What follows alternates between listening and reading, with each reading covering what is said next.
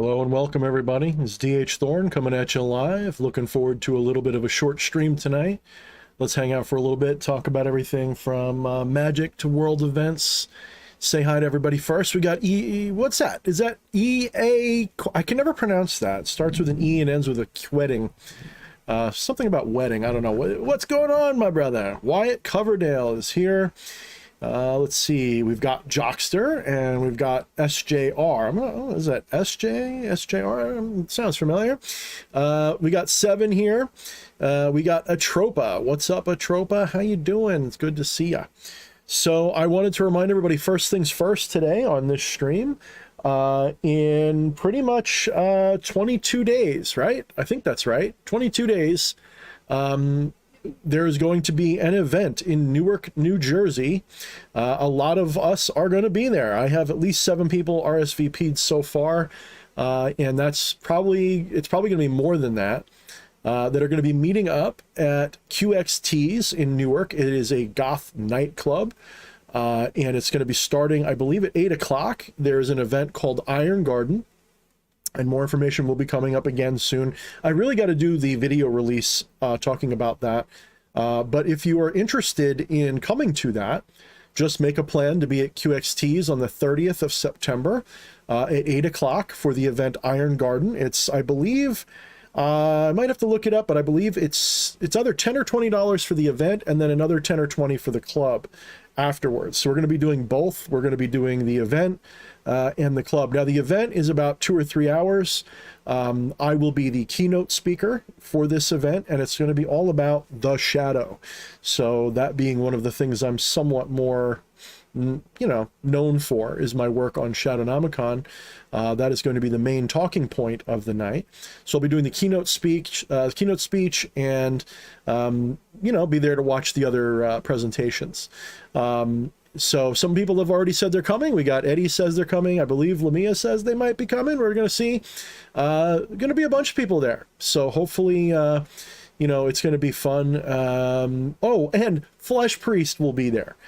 He's pretty much bought his plane ticket, and we're going to be spending the week with him. And right around the middle of the trip, he's going to be coming in.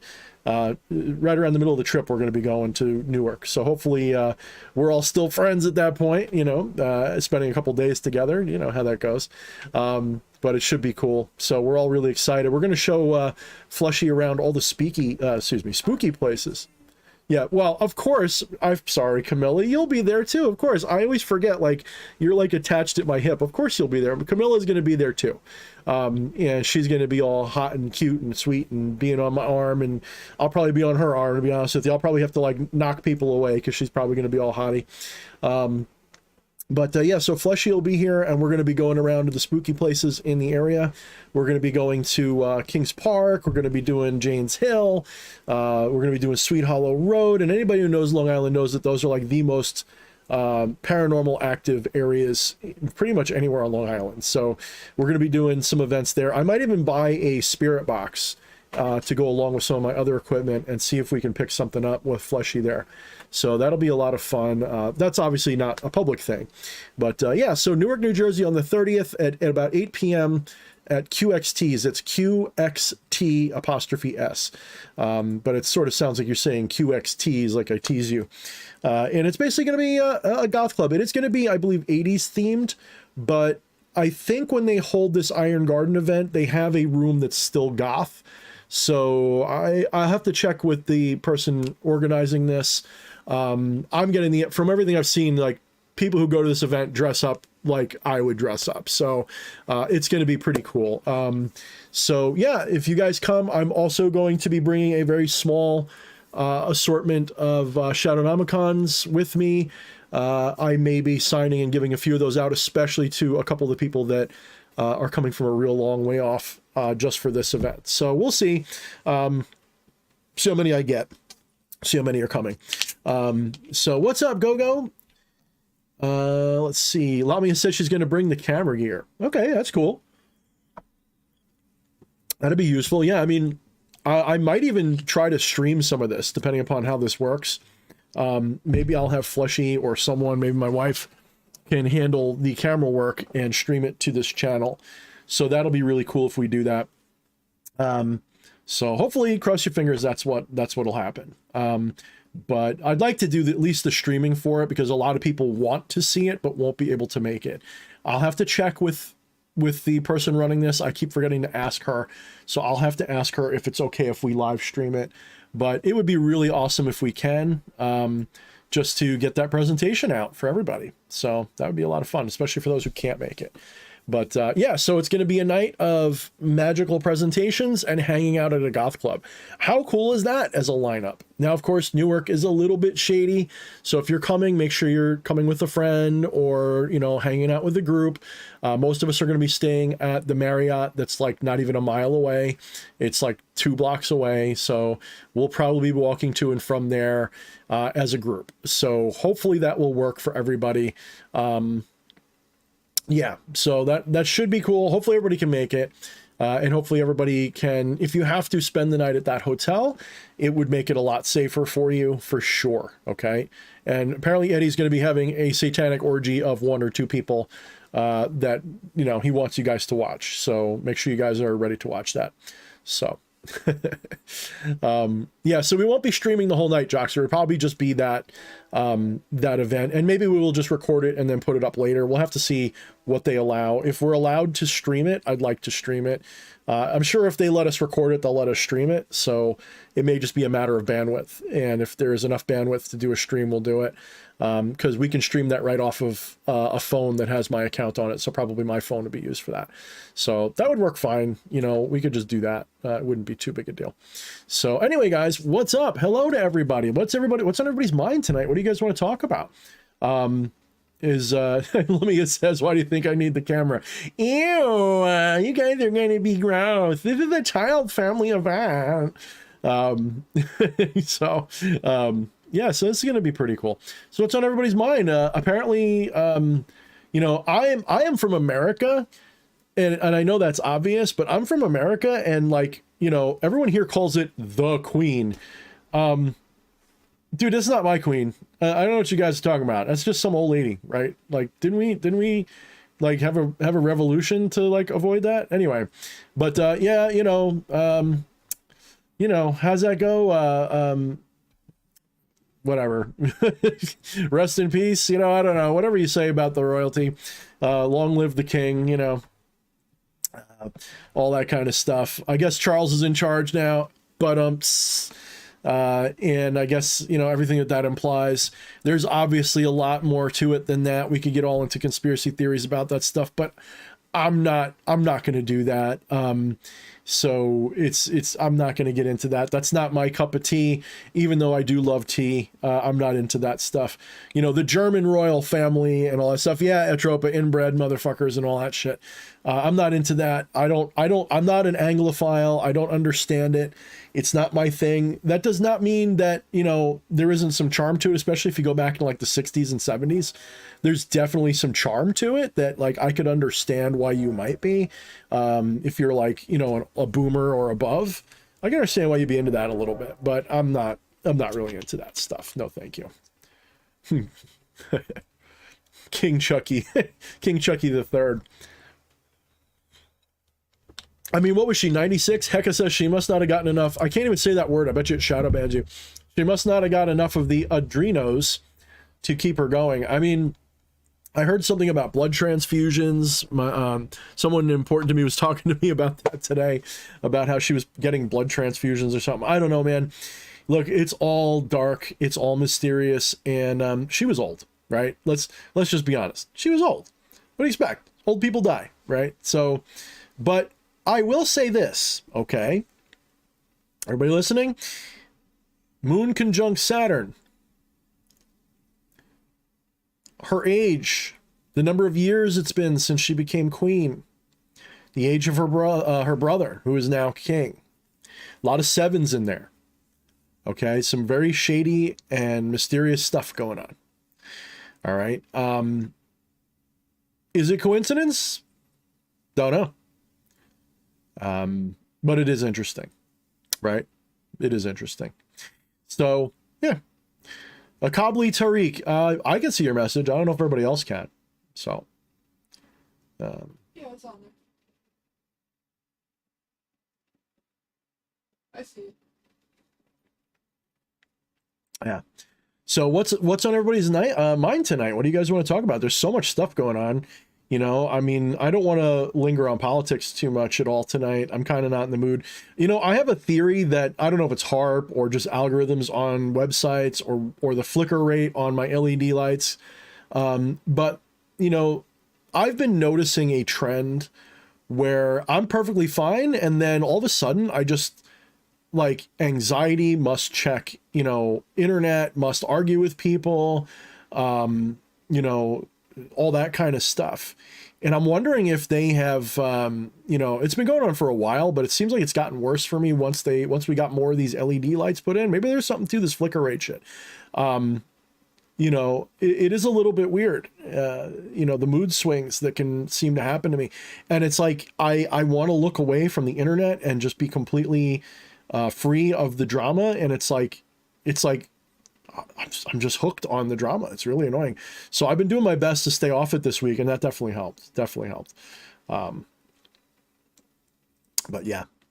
So we got a couple comments now to report on. Let's see. Gogo says, DH Thorne, I have maybe personal question, but are you afraid of death, or am I afraid of death one day? Afraid of death? No. I mean, it's not that close yet, at least not in terms of old age death. I mean, death could happen anytime. I'm sure I'd scream and fight my way out of any oncoming death situation. I'm not just gonna be like, well, here we go. But I don't feel fear of it. No, I speculate about it a lot. But here's the deal with death, to my understanding. Okay, that which was born must die. That which was never born cannot die. Now, as a non-dualist, to me, the idea of death is no different than forgetting something. It's like, do I remember everything that happened at this exact moment yesterday? Well, no, of course not. Do I have any doubt that I was there? No, of course not. I know I was there. How do I know I was there? I don't have any memory of it. I don't know, but I know. So when people say, you know, what's death like? You know, you say, well, it was like before you were born. Well, what was that like? Well, I don't remember. You know, people will say, well, I don't know what happened to me before death. There's a great big nothing there. So there must be a great big nothing waiting for me when I die. I say, well, was there a great big nothing for you 2 days ago at this exact moment? You don't remember it, do you? So does that mean there was nothing there? Nothing happened? Well, I don't remember being there. Well, of course you don't remember being there. You don't remember anything. Okay, how about this? Did you only begin to exist at your first memory? Go back to the very first memory you've ever had. Everybody right now in the chat, go back to your first memory you've ever had in your life. You got it in your head? What was it? Now go 1 hour before that memory. What do you remember? Nothing, right? That's your first memory by definition. You can't remember anything before that. Does that mean you weren't there? No. Just because you can't remember the before doesn't mean that you weren't there. Okay, you can say, well, I know I was there because my mom says I was born and blah, blah, blah, blah. While that is true about your body, we're not talking about your body, are we? When you ask me what happens to me when I die, if you're asking about your body, when your body dies, it starts to decay. It's always decaying. Your body's decaying right now. There's cells and parts of your body that are dripping off and just sloughing off right now. Did you cease to exist? No, because what you are is not this, or at least not just this. This is just something that you are watching. It's not even something that you're inside of. It's something that you're watching through the perspective of. Every moment that goes by, you're a different person from the moment before. That is an inarguable statement. Nothing about you right now is the same as it was a minute ago. If you understand your physicality on a scientifically minded level, you understand that all of the particles in your body are wiggling around constantly. Constantly. There's no static stability there whatsoever. It's always in flux. And your body's always being exchanged with the environment. You don't exist as this body. You think you're this body because that's where the focus of your conscious attention is. That this is where your mind creates this construct. So consciousness is examining itself. The divine is examining itself, and it's focusing on something that's really interesting to it. The most interesting thing that the divine knows right now is what is inspiring the manifested construct that you call me. Okay? You know more about this than you know about anything else, and everything that you think you know about everything else is actually not everything else. It's what this thing is doing in relation to those other things. You don't see the world, you see your body. When you see, like, you think, oh, I look out through my eyes. No, you don't. You're not looking out through your eyes at all. There's no world out there at all that you think you understand. What you see is what your brain's doing with that. You've just become so confused and convinced that this is real and it's out there. But out there is really in here, and in here isn't even in here. This is even in here. In here is everywhere. There's no inside or outside. Everywhere is in here. So in loses meaning. It's all here. So what does that mean for death? What dies? What could possibly die? And if scientists, if skeptics are right, and there is no life after death, I'm not even claiming life after death. I'm saying that there is no death and there is no life. There is just the divine. There is just existence. Existence never ends. You have always existed, just not always as this. And you will always exist, just not always as this. And you can't say that you're going to be this for even a split second longer than it is. Up, different person, up, different person, up, different person, up, different person. If you can't even hold on to that moment, how are you going to hold on to anything? You can't. That's the concept of attachment in Zen. You think you can hold on to this and make it yours forever, but you can't. Why? Because this only manifests because consciousness is moving through you. This is not, so people are saying this is your flesh vessel. I don't even like saying it like that. This is not a vessel. A vessel implies it's a container. Are you being contained by this, my friend? Are you being contained by this? No, you are moving through it all like a wave. There's a wave, there's a rippling of the divine, and you are focused on one of those ripples cascading through itself. There's not even time to make that happen. That's part of the illusion too. And he says, I will, however, always be inside your mom. Well, that's pretty nasty. So the self, what is the self? The self is nothing more than a distinction between what is known and what is not known. That's right, Andrew. Not contained, observing. This is an aperture. This is a point of attention. This is a point. I call it the avatar. And the avatar is nothing more. So everything that you say that you are, like if I say I'm D.H. Thorne, what I'm really saying is I'm not everything else. Every positive assertion of what you are is a denial of everything else that you are. It's egoistic. The ego has a really funny habit of laying claim to be everything that it's not. Everything that you say you are is actually just a tiny piece of what you are. You're really all of this, to the point of it being a moot subject. You're not just everything. Everything means a bunch of things. No, you are the thing.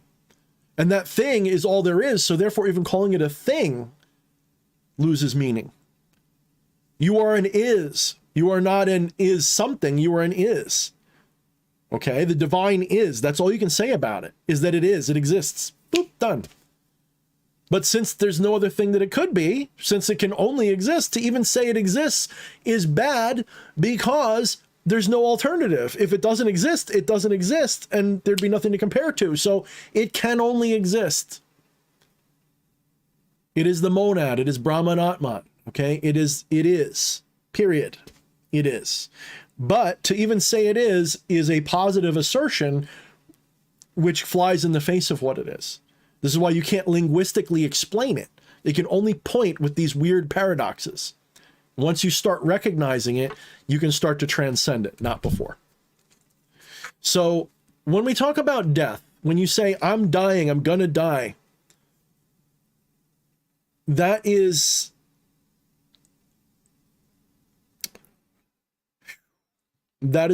actually an attachment. When you fear that moment, do you fear the moment that you go to bed tonight? Do you fear the loss of the day? Do you fear the loss of this moment? Of course not. It's just that you're attached to this story. It's like you're reading a story about someone that you really like, and then on page 400 out of 430, that character dies and you cry for like an hour because you really like that. Look, when I was a kid, I remember reading this book. It was called, what was it, Heart's Blood or was it Dragon's Blood? And it was a story about this kid on another planet who trained dragons. And dude, I cried like a baby. I cried like a fucking baby at one of them. I'm just going to say it was the second one. Cried like a fucking baby. I think it was like 15. I cried like a baby at 15 years old reading this book.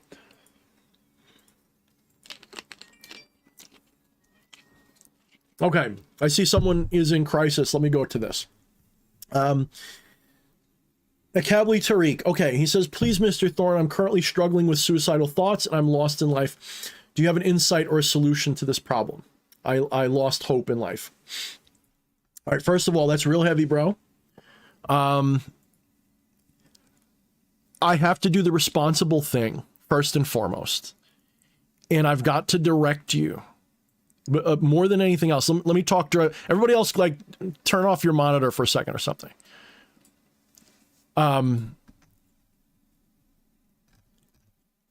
You've got to, if you really are serious and you're really in distress, talking to someone like me can help. Of course it can.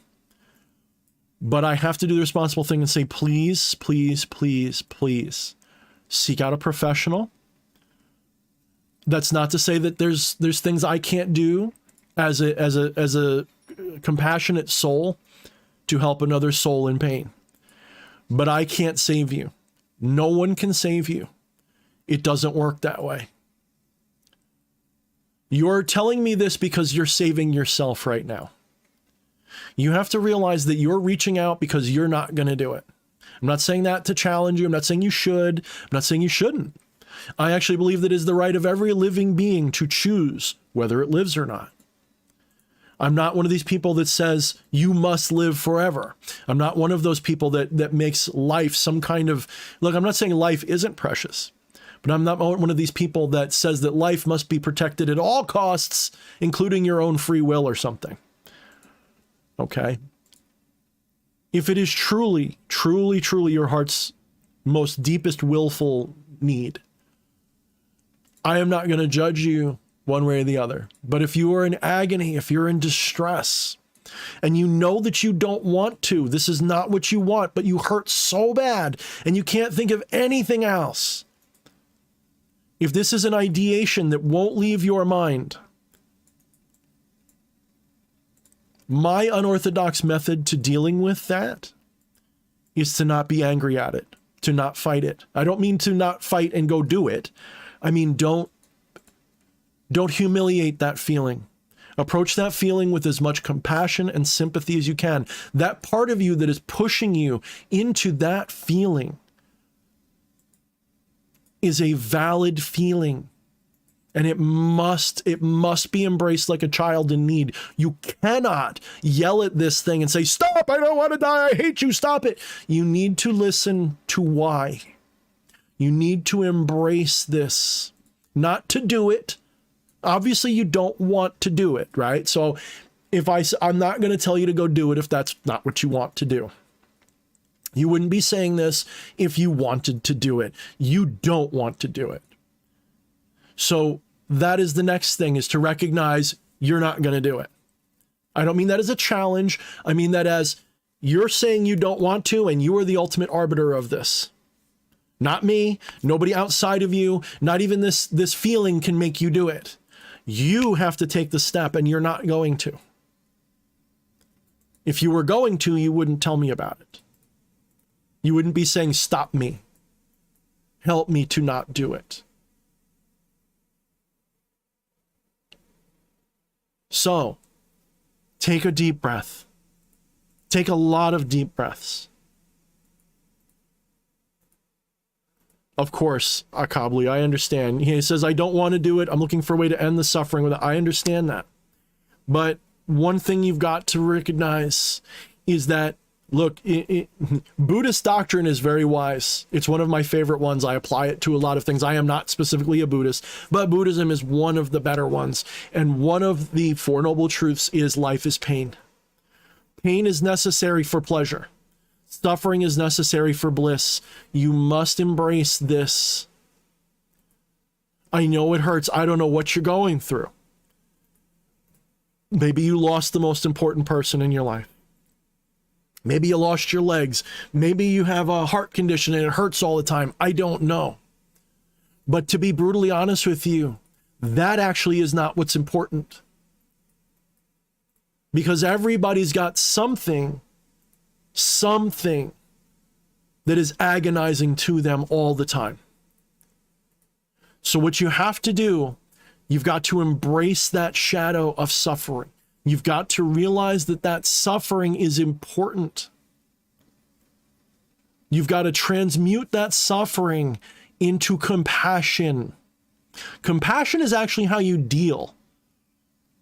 If I can be brutally honest with you, compassion is how you deal with that suffering. A compassionate soul transmutes their suffering into empathy for others. That empathy for others turns into positive action. When you're living for others, even a little bit, it's really hard to find it that unbearable. And I'm not saying you're being selfish. I'm not judging. I'm just telling you my experience. And if it doesn't apply to you, that's why I'm saying seek a professional. I can only tell you what I would need to hear in these moments. Look, when I was younger, I had moments. I've never had like a thought where, oh, I got to do this, or oh, I want to die. But I was definitely I would definitely have feelings where they would give me butterflies. I would get that bittersweet butterfly. I'd think about it. And I think about what it would be like to just let it all go. To just surrender to that void and just say goodbye.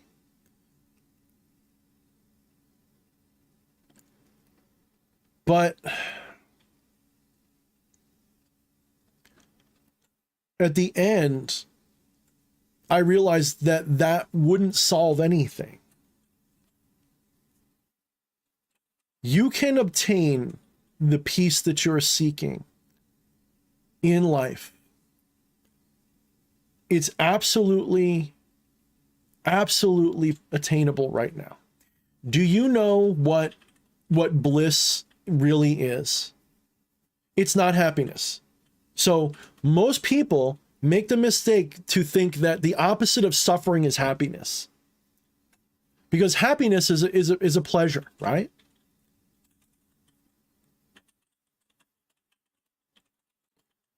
But suffering is not the opposite of happiness, and happiness isn't the opposite of suffering. You can actually be happy and suffer very badly. There's people who can feel absolute mind-boggling pleasure and still be suffering. There is beautiful agony out there. Someone who is like addicted to heroin or something, somebody they're sitting there and they're just like wasted out of their mind with pleasurable bodily sensations, but their heart is broken and they're in hell. Even though their body's screaming in just absolute ecstasy, they're in hell. I know people like that. So the opposite of suffering is not pleasure or happiness. And people try to fill that void of suffering with pleasure and happiness, and it doesn't work. The opposite of suffering is bliss and serenity. Peace and serenity is actually the opposite of suffering. It is neither supreme pleasure or supreme sorrow or supreme pain. It is peaceful.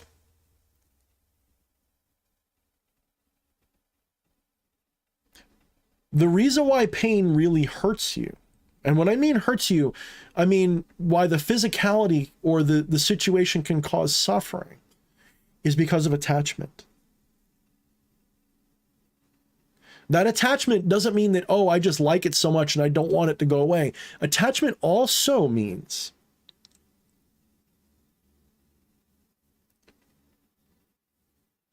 that you're unwilling to stop obsessing about it. You're unwilling to let go of your shame, of your pain.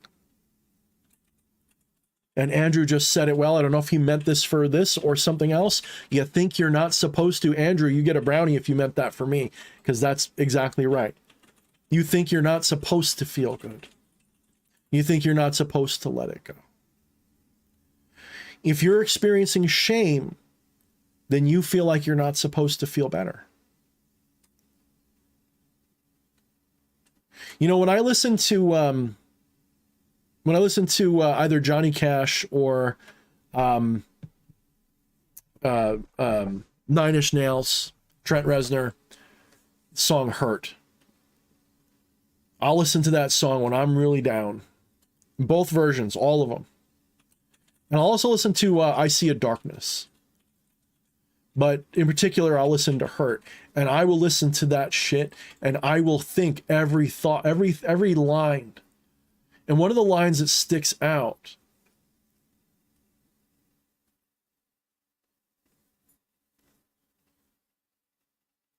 is the part where he's talking about, if I could start again a million miles away.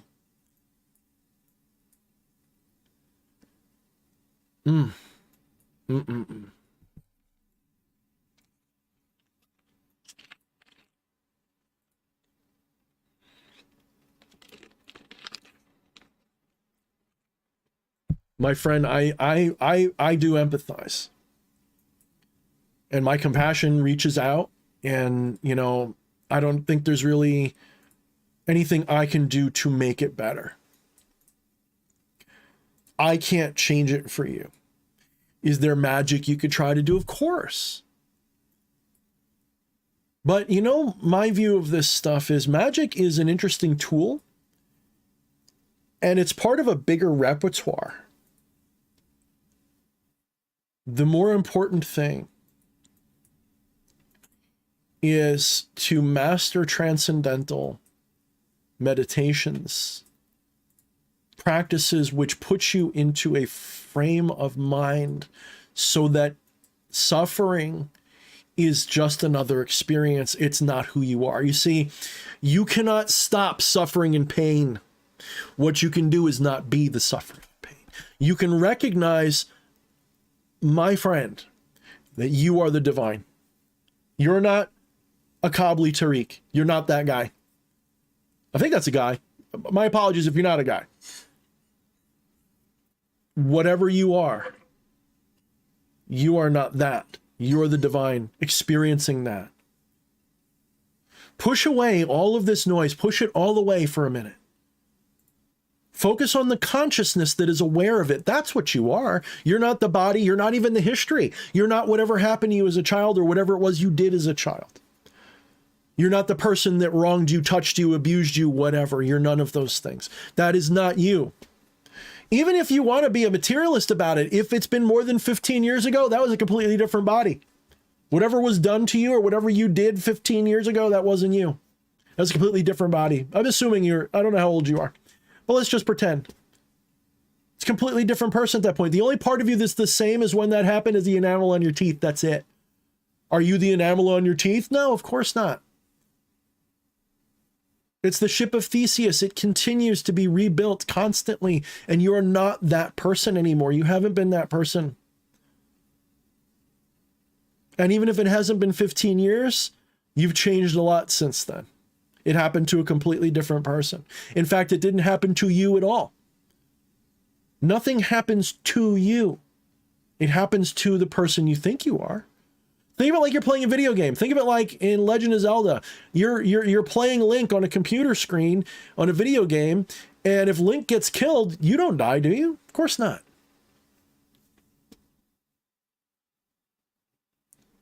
Link dies, but even he doesn't die because he's not real. The game just resets. That doesn't mean you don't take the game seriously, do it, does it?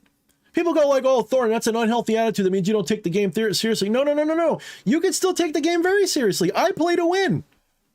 But it is just a game. And every once in a while, a game makes you want to throw the controller at the wall. Am I right, wife? Doesn't it make you want to throw the controller against the wall sometimes? Of course it fucking does. But you don't put your own head through the wall, do you?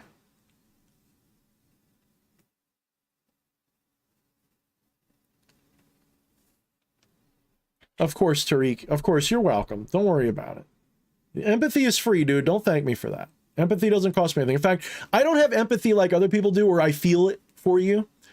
Actually, right now, I'm like doing like a vampire Slurpee thing. I'm like this is delicious. I'm glad to help you.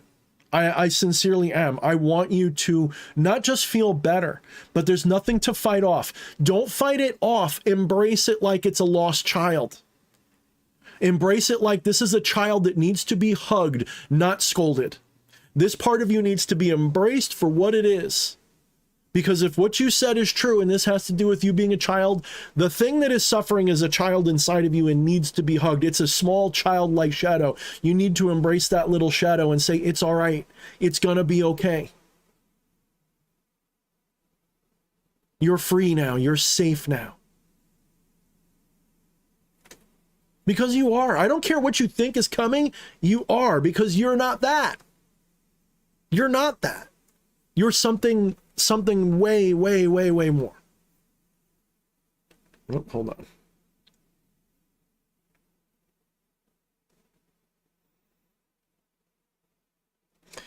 And I noticed I got some super chats from Patchwork. Patchwork, sorry, brother, but one of our brothers is in crisis here, so we're taking a minute.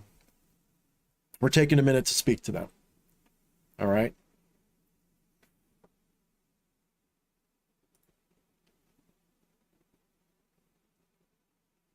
You're going to suffer so many more times in your life, Tariq, it's not even funny.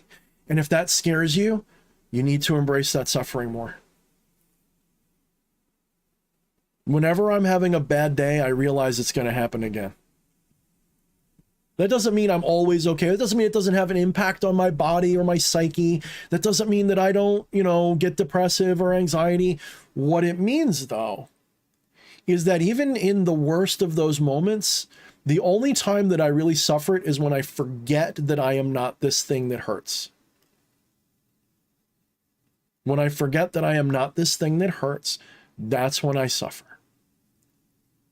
When I allow myself to see myself like a puppet, like I'm watching through a puppet, I'm fine. It's disassociative, it's disconnective, but it's not in an unhealthy way. There's such a thing as an unhealthy sense of detachment. That's why I don't necessarily like the word detachment. I like non-attachment. I don't want to be detached, like I don't care. That's not what I want. I don't want emotional detachment.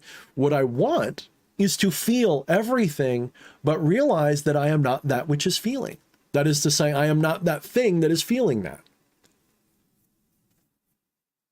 That's the kind of detachment I need.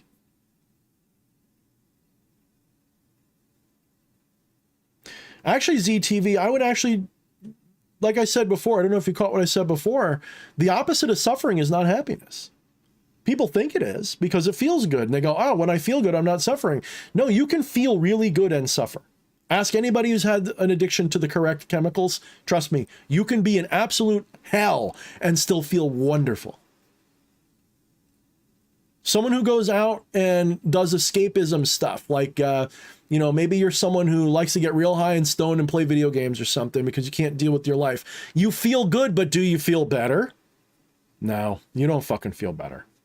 Of course not.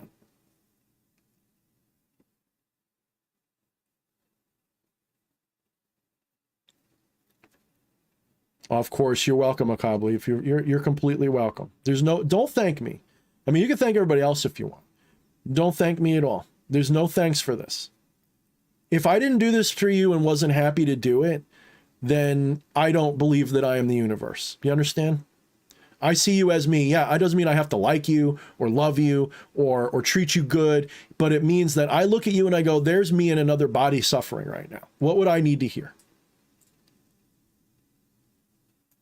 I'd also be perfectly content to just walk on by if that's what's necessary. I don't feel an attachment to helping you. So there's no need to thank me. I don't sit here and go, oh, I've got to help this person because if I don't, I'm a bad guy. But I do understand that when you're saying thank you, that it's also for you.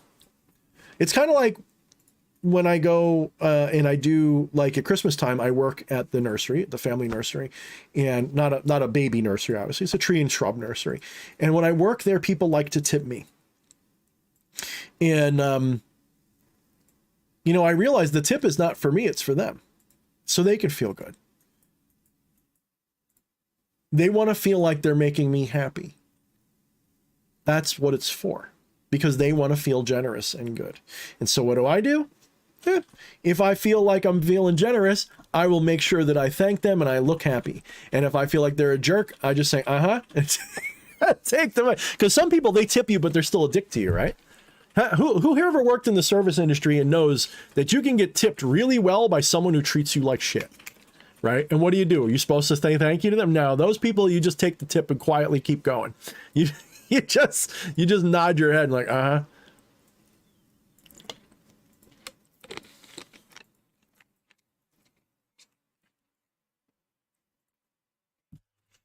But you go to sleep now, Akabli. If that's what you need to do, you go to sleep. Whatever country you're in, you know, look, the world's going crazy. The world's absolutely going crazy, and we're all going to be feeling it more and more as it does. We're going over a cliff. The awakening is happening. The outpouring of Aquarius is happening. It's all happening. The Lightbringer is calling his people home. And the Lightbringer is revealing to the people who have the eyes to see what is happening. And I'm sure your suffering doesn't have much to do with that, but there are people suffering everywhere right now. There's a lot of people who are waking up and realizing that this world is turning to shit. And they've got a choice to make.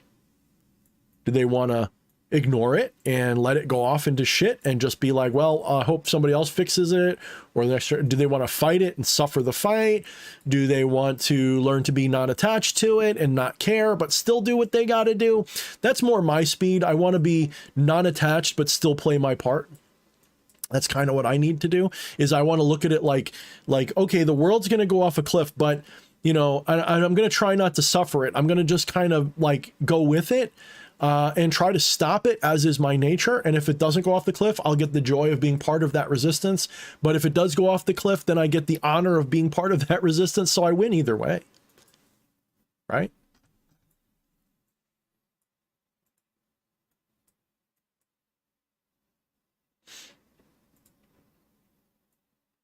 Yeah, Joffrey, I don't doubt it. This year's been tough. You know, the last 3 years, 2 years have been really tough for a lot of people. Anybody who's tuned into the goings on of the world, the last 2 or 3 years has been hell. It really has been. It's been absolute agony. I'm going to say since the beginning of 2020. 2 of the best years of my life preceded this. I am not even ashamed to say that. 2018 through 2020 were easily the 2 best years of my life. Or at least the best years I can recall in a long time. Everything was better. My marriage was better, right? My relationships with people were better. I was getting I was getting self-employed. I was a self-published author with success. Everything was great. And I felt really happy. But you know what the irony is? All of that happiness leads to the most misery and pain, because there has to be a flip side. Well, we're on the flip side right now. And so I have a choice. Do I only let myself be happy when things are going my way? Of course not.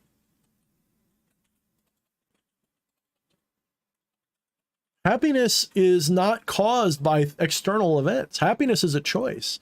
Suffering is a choice. Bliss is a choice. All of this is a choice.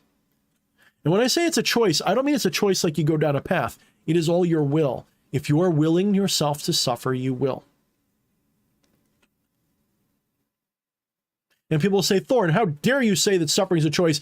I didn't choose what happened to me. Yes, but you choose to let it bother you or not. You choose whether it bothers you or not. I don't care what it is that's happened. You choose to let it bother you or not. And there is no shame in it bothering you. You understand that's part of what makes it hurt, is because you can feel shame about feeling pain. You can say, I should be tougher than this. It shouldn't hurt. No, sometimes you need to hurt. Sometimes you need to suffer. If you didn't suffer, you wouldn't be able to empathize, could you? If you never knew suffering or pain, could you empathize with someone who's in pain and suffering? You don't have to experience the same exact kind of pain and suffering, but you do need to know what suffering is to empathize.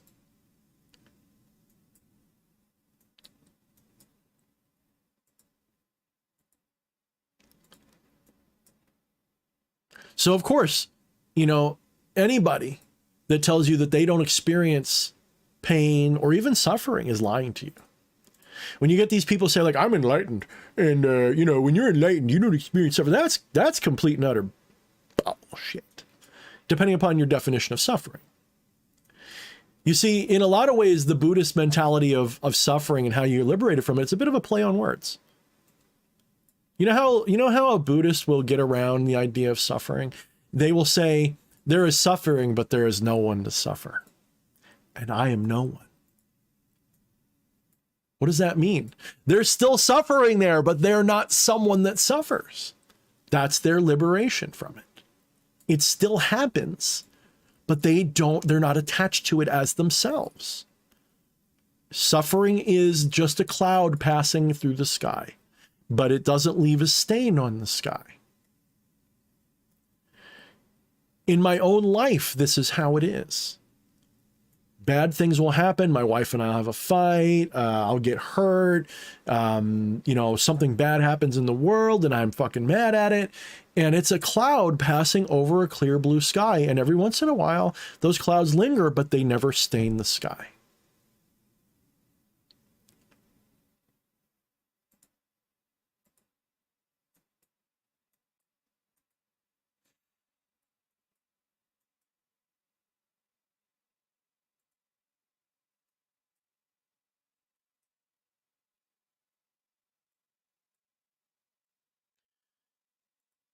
You know, I've often had a joke. My wife and I took a picture one time. We were looking up at the sky. It was a beautiful evening. And there's a picture of my wife and I. I was like about 100 pounds heavier, I guess. And we're looking up at the sky and we look hopeful and happy. And I put on that, it's a meme. I put on that, you know, giant meteor, and I put the year of the election, like, you know, yeah, I think the sky was really red. Something weird was funky going on with the sky. It gave us a glow. And I put like giant meteor 2020, 24, whatever. And you know, like that's who we're voting for, is a giant meteor wipe us all out. And I think when it happened was 2016. Yeah. And when I took that picture, when I make that meme, I'm always like, in the back of my mind, I'm imagining what it would be like to know the comet, the asteroid is coming. And when the initial when I initially hear it, I'm terrified, like anybody would be. But then I picture myself on like the last like hour before it hits. I want to be like, first of all, if it turns out we know where it's going to land, if I have any capacity to do it, a really big part of me wants to go to wherever that is, get on top of the highest thing I can find, and stand there with my fist in the air. So the first thing that fucker hits is my fist, so I can say I fucking punched it on the way out. I know how fucking corny that sounds, but how fucking awesome would that be? To be the dude standing, like, let's say it's going to hit like in the middle of like the ocean. Then I want to go into a boat and I want to be on the highest whatever on that boat. And I want to be standing there with my fist in the air as it smashes down, so that the first thing it hits is my fist. Now, of course, the shockwave will probably obliterate me before it hits, but that's what I want to fucking do. That's choice number one. If I can do that, I want to do it. If I can't do that, then my second choice is I want to be on the roof of my house, hopefully in a place where we can see it coming. I want to be on the roof of my house with my wife. I want to be sitting there with my favorite stuff all around me. I want to be watching with the dog cuddling. I want like booze. I want all the good shit. And I want to be sitting there like with a fucking lawn chair and a fucking pina colada and a fucking, I just want to look like maybe like a little Hawaiian shirt. And I just want to go out like I'm on vacation. I just want to be like, bing, bing, bing, bing, bing, bing, bing, bing, boom. That's how I want to go. I literally want to not care. That doesn't mean I don't want to, I mean, I literally want to go out like laugh it up. I want it to be a joke. I want to go out ironically if that's what's happening, because it's such an unlikely event, and it is such a you can't stop it event. I want to go out ironically. But here's the funny thing about that thought, right? So what I'm saying is that as it would be really funny to go out like that. But you know what? I look at that and I say, why don't I think that about my regular death too? So like, then I picture myself as a little old man, right? I'm in the fucking old folks home, and the, you know, I'm like, oh, you know, I'm going to die soon. I hope I go out with a joke. I'm not lying. I hope I go out ironically somehow. I hope whatever it is funny. Like, I really do. I don't mean like gross funny. I mean, like, I don't want to be sitting there like, you know, with my dick in my hand. I want it to be funny. Like, I want it to be ironic. I want it to be something like, you know, just humorous. That's what I want it to be. Let's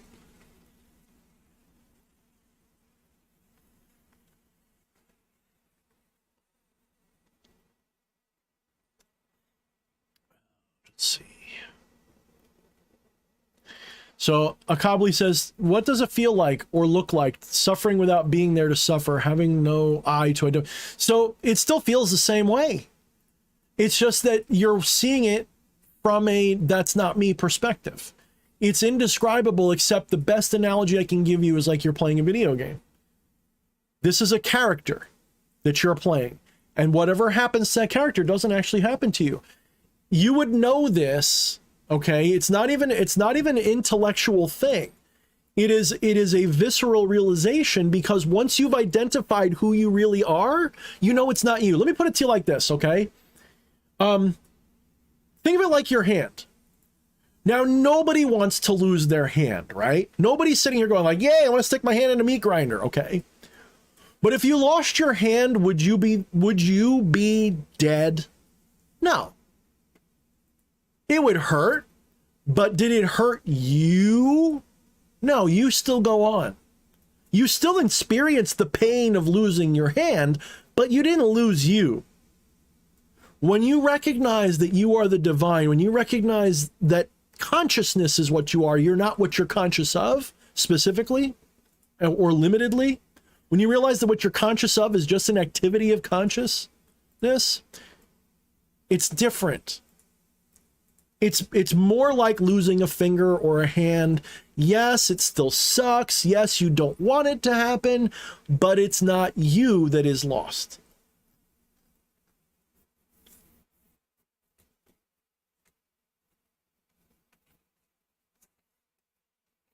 What's up, Josu? Is that how you say it? Josua? Jose? Is that Jose? Jose Munez? Munaz? I don't know. It's like, I know a little Spanish. Jose Munoz. Is that how you said? Jose Munoz. Munoz, right?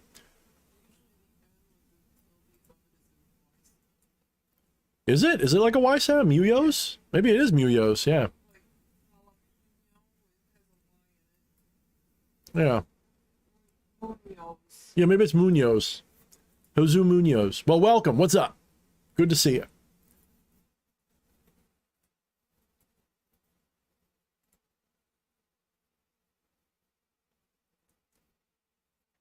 Yeah, why it brings up naturally. Boy, we're all on a death kick because of the death of the queen, huh? And it's not the only queen. There's the queen of the Netherlands too, guys. You know, we say the queen. Why do we say the queen? Like if you're in the West, you say like the queen.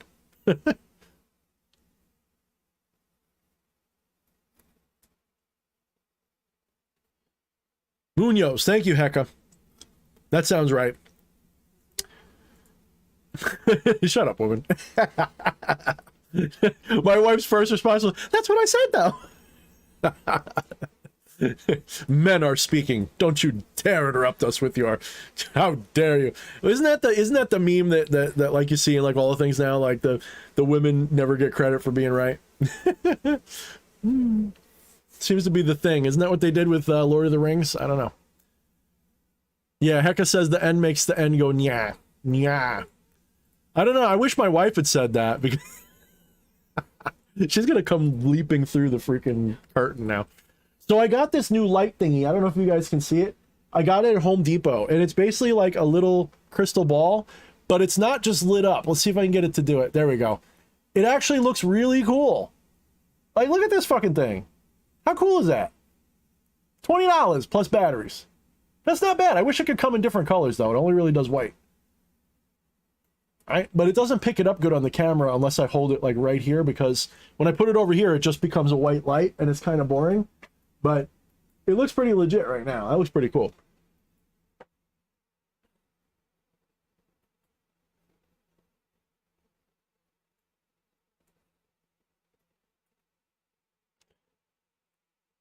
So yeah, Home Depot, $20. Dude, I bet you could scry with that fucking thing. I'm not even lying. You could scry with that thing.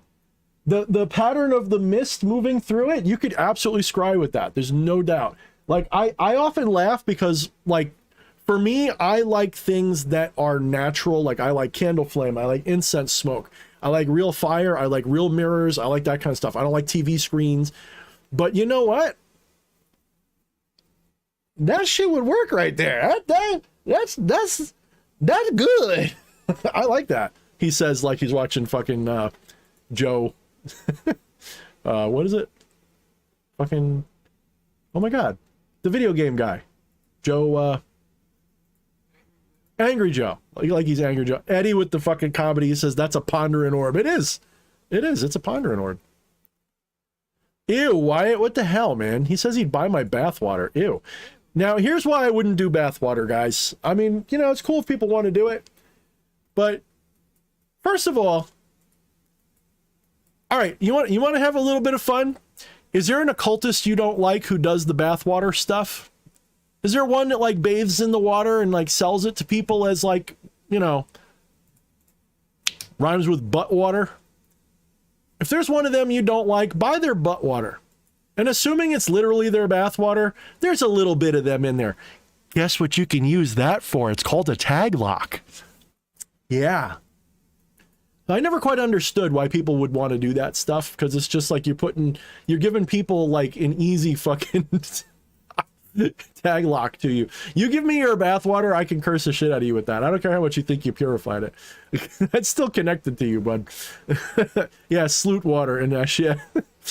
No, I wouldn't do it. I would never do that because it's too, you know, it's too much. It's too easy. That's like, here, let me just cut all my hair off and give it to you. And give you my birthday and a list of my biggest fears. No offense to the cool people doing the waters. It's just, I wouldn't do it. I wouldn't do it. I think it's like, they're gonna be like, oh, I got protections up. Okay. Just saying, why don't you just give them a shot of your blood too? That's just, I don't get it. No offense to anybody doing it. I'm sorry if that offends you if you're one of those people selling it, but no. Nope, not me. Not me. I wouldn't do it. I'm sure there's some way you can do it to, like, you know, in the ritualistic sense. There's probably some way that they think they can do it to make it clean and safe, but I don't think so. You know what I think? I think a lot of time that's just fucking water and they just put it in a tube.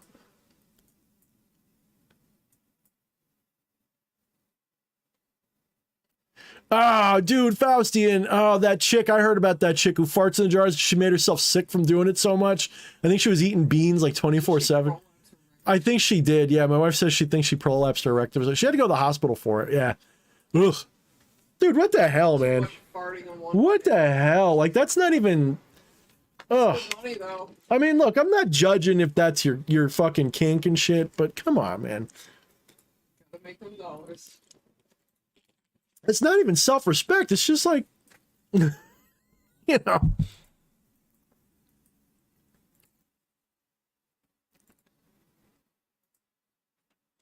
You know, Eddie, you bring up something that I do laugh about, is that a lot of people in Magic, a lot of people have this mentality that Magic's kind of like this game that children would play.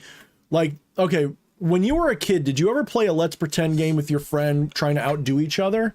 Where you're like, oh, well, you know, I'm cooler than you by 1,000,000.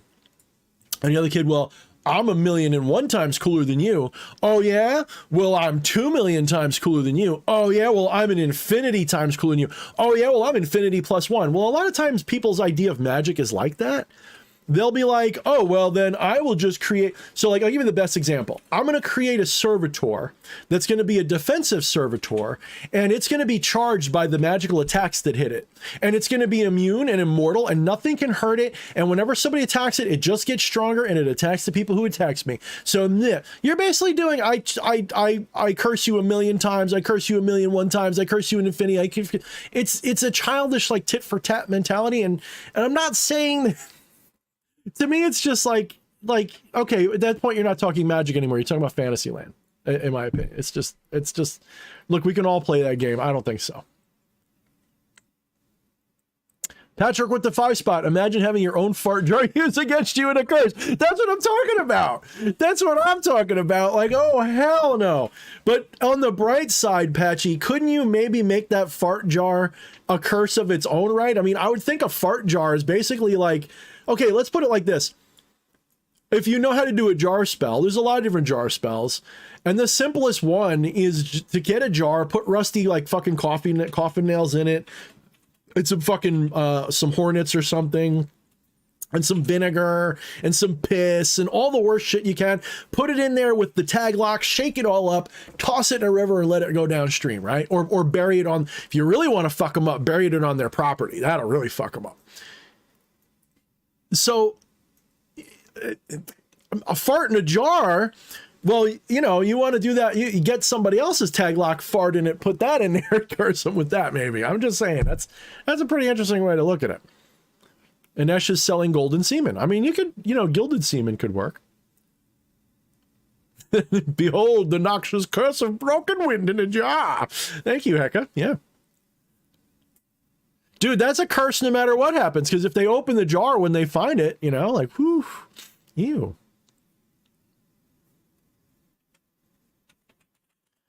I mean, Ginny says, I've heard of folks selling their chonies. I'm not sure what chonies means, but farts, wouldn't the fart, I guess that's poop, I don't know. Wouldn't the fart go stale and dead by the time it reaches this? You've thought this through. You've thought this through, Genie. You've thought this through. I like a chick who thinks this. I've thought that through too. Because look, I'm not gonna lie. When I was a teenager or younger, I'm sure I farted into a jar at least once, and it didn't linger. It was gone by the time I opened it later. It didn't stay.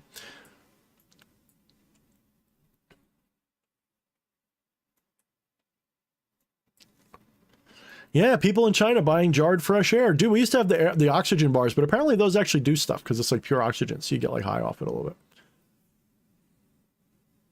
Etropa coming in with the dominatrix stories. I've seen some shit. Ew! Dude sucking on tampons. Oh. This is a children's stream, doll. Oh. Talking about, okay, all right, we good, Etropa. That's, I mean, that's no judgment. I am not judging, at least not you. You're getting paid for the good part, but I'm not, wow. Like, no, thank you. No, thank you. I don't get it. I guess that's just some people, that's their thing. I mean, you know, I'm not judging. I might laugh a little, but, you know, consenting adults, you know, in the privacy of their own homes type of thing. I'm not, you know, do as you will. Oh, chonies is underwear. Okay. That must be like a New Jersey word, chonies. Sounds like an Italian. I should know it from Long Island, but we use some slightly different ones.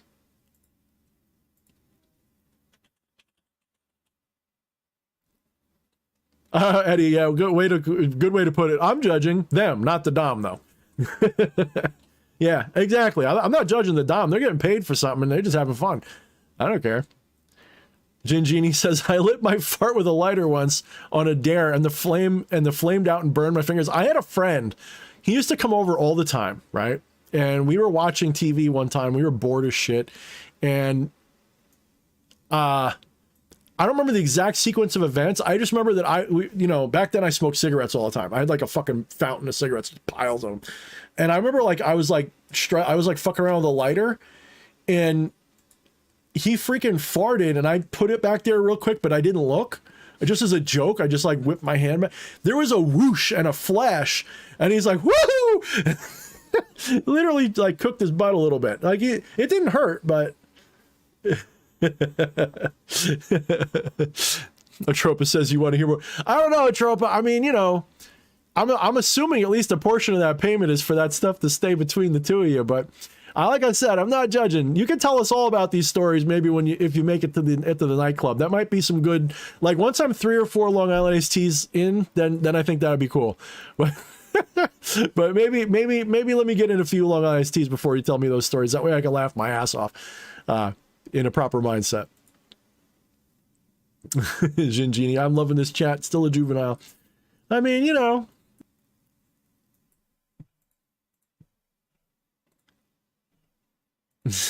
Wyatt with the weird freaking fart water surprise. Dude, isn't that almost like a fucking bong or something? Like farting in a water thing is like it bubbles up through it and it kind of like, it's like a bong a little bit, right? Wyatt the fart water spell. That's, dude, next time I run a D&D game, I'm gonna have like this gnome like wizard that invents a spell called fart water, and it's literally just like stinking cloud is the effect. We'll call it the fart water spell. Wyatt's fart water spell.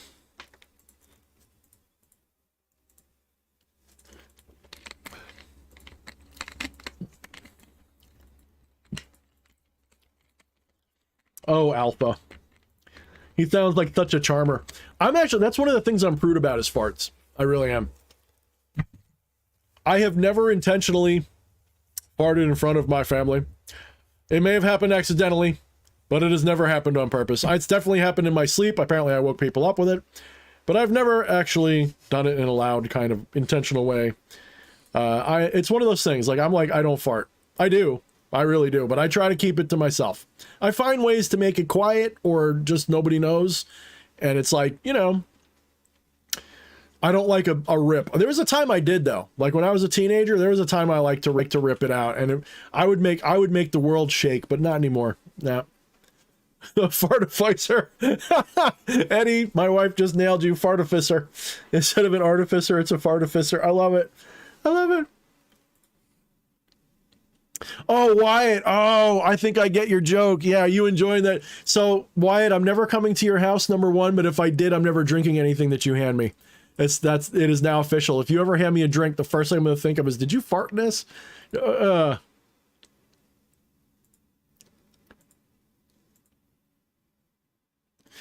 You know, here's the thing. I worked in fast food long enough to know that, like, if you've ever eaten out, you've eaten ass, and you've eaten cum, and you've eaten everything. If you've ever even once gone to gone to a fast food restaurant, I'm not saying it has to have happened. I'm just saying the odds are you've eaten a fart. You've eaten something.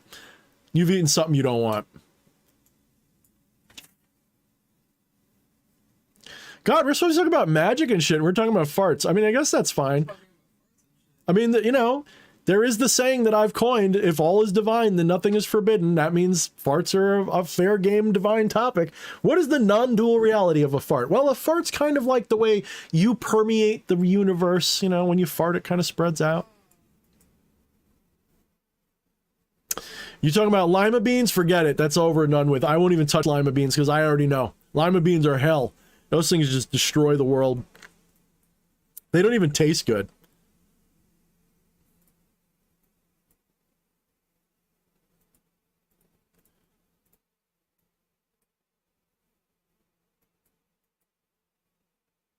Lamia says magic happens in the butt.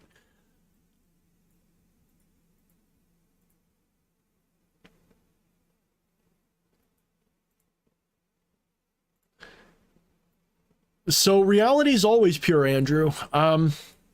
If you mean what's the purest awareness of reality, here's the thing, all right? The question itself is kind of delusional. even when you are in a delusional state of awareness, that's still what the divine is experiencing. Who is to say whether the delusional state is less real or more real? I know I say it. I know technically I would say that this reality isn't real and blah, blah, blah, blah, blah, blah, blah, blah, blah. And that's, while technically correct, while this is technically like a reflected illusion, it's still a real experience. So the realist, purest state of realization. So let me get my framing here of my language here. So the divine has at least 4 states of awareness. There is pure awareness, aware of nothing. Awareness aware of nothing is the highest in some ways. When I say highest, I don't mean like it's the best. I mean, it is awareness, just pure awareness. Pure awareness aware of nothing. The next one is awareness aware of the awareness. Awareness aware of the self-awareness. So you have just awareness, which is sort of like an open ear in an abyss. It doesn't hear anything, but that's not because it can't hear. It's just that there is nothing to hear. The next would be, I am aware that I am able to hear, but that doesn't mean you hear anything yet. It's an awareness of the ability to hear. That's the second state of awareness, or the second world, or whatever. The next is an awareness of something to experience besides just this, or within the self. So there is awareness aware of nothing, awareness aware of itself, awareness aware that within that self is something to be aware of specifically, but not yet aware of that specific something. And the lowest one is awareness, aware of itself, aware within itself that there is something to be aware of, and then awareness of that specific something. All of them are pure states of realization. It is simply that they're sort of nested, and the awareness of a specificity, the specific awareness of something specific, is a kind of delusion, because in order to be aware of that specific thing, you have to focus your attention on it to the exclusion of all else. What you don't realize is right now, you're not aware of reality. You're aware of that part of reality that's interesting. That is to say, you're ignoring oblivion, which is still all around you. Between every moment is nothing. It's not really nothing, though. It's no thing. Every moment, in between every moment, is a nothing. That nothing is not literal nothing. It is oblivion. It is everything. But it looks like nothing because everything all at once looks like nothing. Right? If you take all the colors of the rainbow and squish them together, you get to light. You just get pure light. And pure light actually doesn't have a color.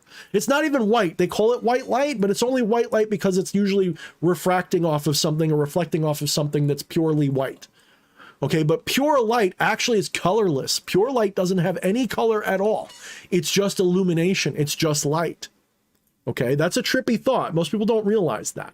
Pure light doesn't have a color. That is to say, light, all of it has no color. Color is a product of separating the wavelengths of light and then activating certain cells in your eyes, causing colors, right? So awareness of all colors at once is pure light. It looks like nothing.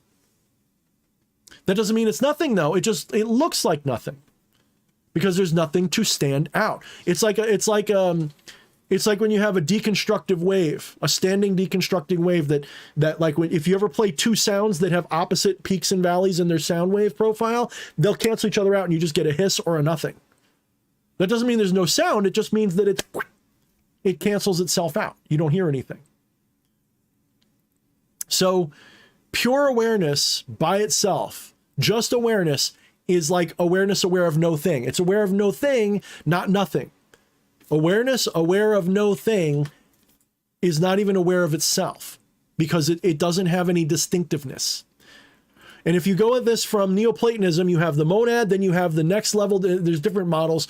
The next level down, or the Ein Sof, or whatever, not the Ein Sof. Betty can help me out with the Kabbalah part. You have the totality, then you have the awareness of the totality, and then the awareness of the distinctions within the totality, and then you have awareness of the specificity within the totality and the blah, blah, blah, blah, blah, blah, blah. Okay. So you evoke things and forms out of oblivion, quite literally. In some ways, that's why Skyrim is cool, because whoever wrote Skyrim had at least a little inkling of knowledge about occult stuff. And they used the word oblivion the same way that like Hindu would use the word Brahman, or the ancient Greeks would use the word Ko, Khao, by the way, not chaos, it's Ko. Means it's the same word. It's just, I like the old way of saying it. They're describing the same thing. They're talking about the pleroma and the monad. That's oblivion. Oblivion is not nothing, but it sure looks like nothing to us. All right, people are still talking about farts, which is fine. We can talk about farts. Teach your colon discipline. It needs it more than any other part of the body. Yeah, something like that. Yeah, I think it's Ein Sof, or Ein Sof is what I'm thinking of as the self that knows the self. Yeah, I'll have to look it up again. I forgot. I'm not really into Kabbalah. Kabbalah is like interesting, but I wouldn't. It's not my thing.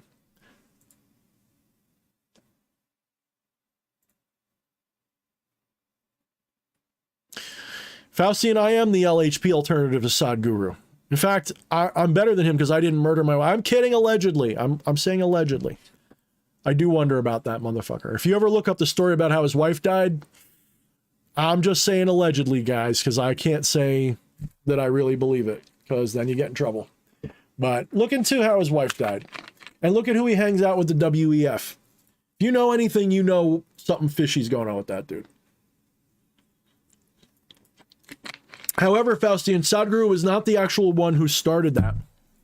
I don't know who started it, but I will say the first time I heard that was from an Alan Watts lecture way back from like the 40s.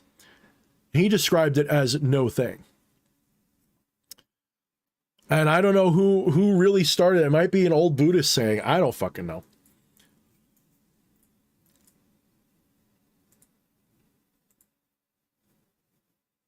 Yeah, 7 knows. Hugging Klaus Schwab. Bingo.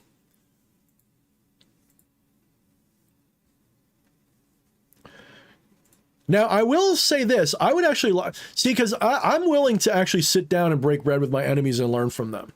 I would actually really enjoy having like a one-on-one conversation with Klaus Schwab. And I probably wouldn't even be all up in his face, like accusing him of shit. I'd probably just be asking him questions and learning.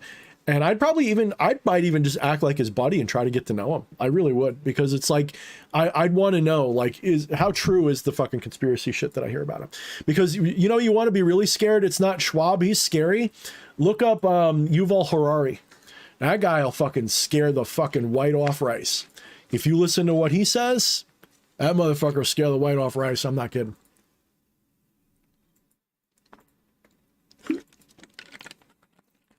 The stuff that he says, even if it's technically correct, it is you know, humans are hackable animals, which is not wrong. It's actually correct. Humans are hackable animals, and the implication is that we should just control them. His idea of ethics and morality is just, it's total psychopath, total sociopath, total. Yuval Harari, I can tell just by listening, he's a total psychopath, total. Like there is no filter there. Even though he filters himself, his inner mind is total psychopath. Absolutely.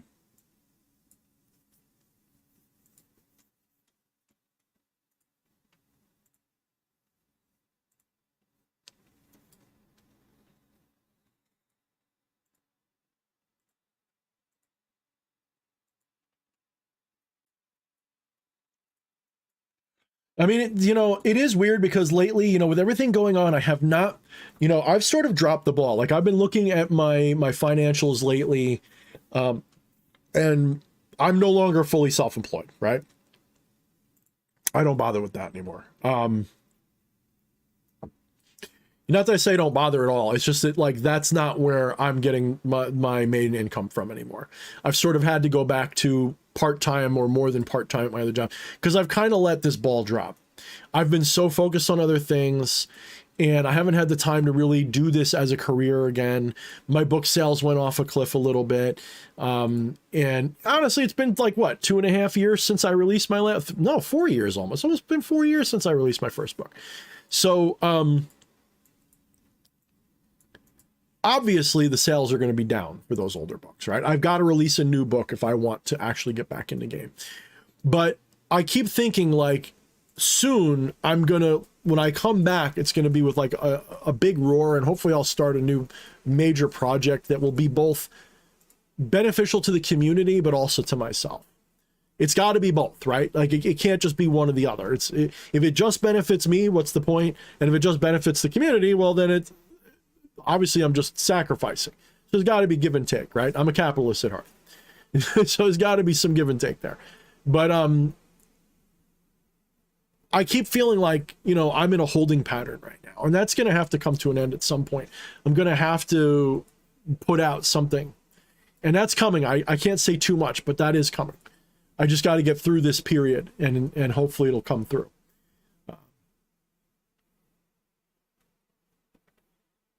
Patchwork says, who other than Klaus? I got to look this dude up. I mean, just start with Klaus. Anybody with the WEF is a good place to start. They're sort of the public face for something that you'll never see the whole. So Klaus is like, he's like the front man for a much bigger structure. And that includes everything from, look, even Bilderberg's like low level by comparison. WF, Bilderberg, Bohemian Grove, those are all like, inner upper orders, but they're still open. You've got hidden shit that you'll never ever hear about, and people you'll never know. But I will say that if you look into the WEF, you're going to see the same people at play there that you see everywhere else. And the WEF has sort of been set up to be the face tank for the New World Order. So they're face tanking through the WEF, and they're drawing all the fire. Okay. But you have BlackRock, you have Vanguard, you have these big ass fucking, investment firms that are really, they're like what was it? Cheney used to run. What the hell was that? Halliburton. They're like Halliburton. There's these gigantic fucking conglomerates that own everything. You have Tencent. That's Chinese version of a lot of that shit. You got a lot of that stuff out there. And you're never going to see it all. I will say this, that they have fingers in 90% of your life, and you don't even know it. That doesn't mean that 90% of everything you have is poison and toxic to your life and fucking with you, but they've got their fingers in 90% of your life. If you own something that you bought at the store, they're behind it somewhere. Okay. It's just a fact. It's just a fact. And do with that information what you will. It's like you can't help but be giving them your energy. And he's in the Illuminati, yeah.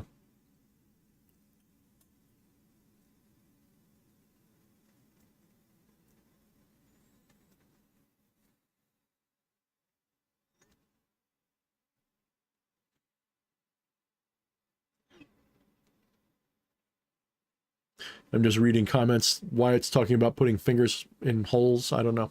Sounds like some Rick and Morty shit right there.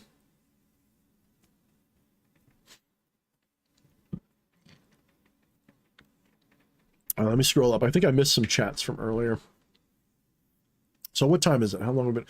So let's keep going for about a half hour more. Okay, guys? How's that sound? So let's make it a little bit short tonight. I think I'm going to get into some Skyrim and go to bed tonight. But let me see if I missed any good comments or questions. I noticed like DK was talking and asking questions before. I think I missed a lot of those. I was busy trying to help out a brother for a minute there. But if you guys got any like topic that you want to talk about,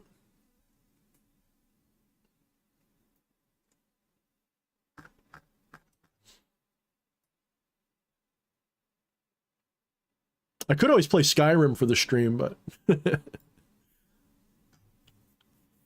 I'd rather play games that are like fun to watch. I don't know if Skyrim's really fun to watch. Like playing that mortuary assistant, that's fun to watch.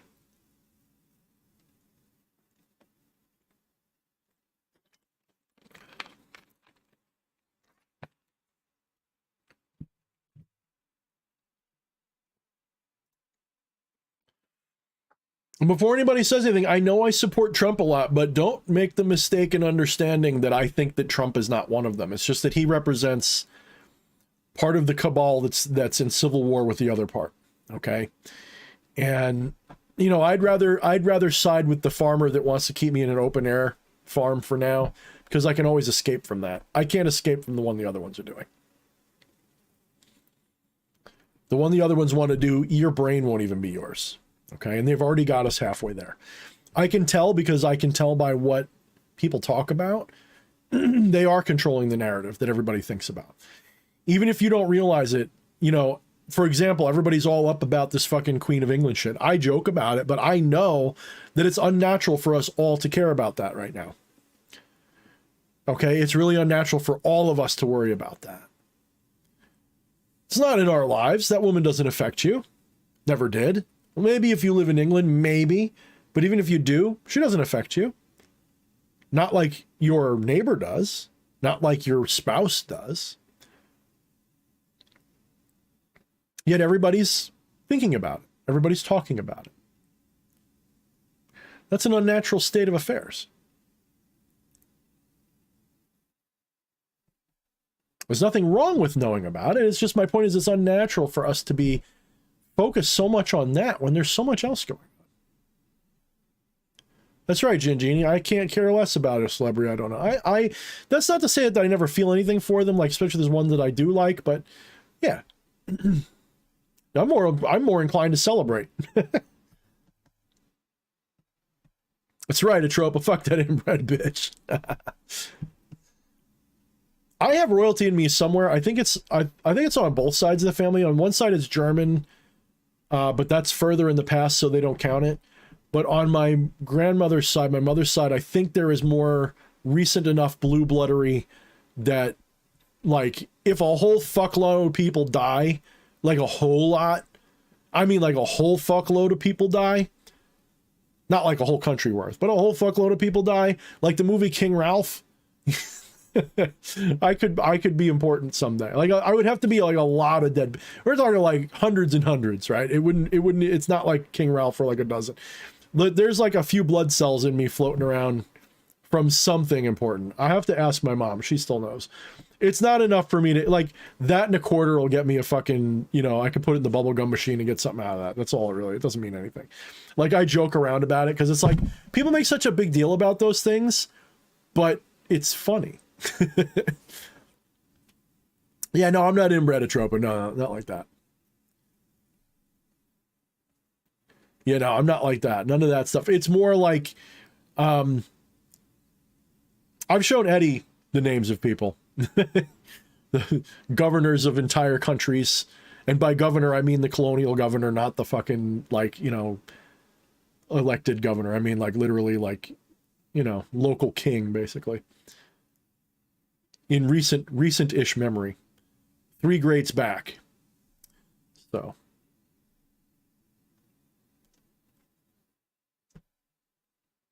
It's pretty wild, honestly. Like, my grandmother would talk about stuff that, like, even today, you know, like, it's almost like she knew things.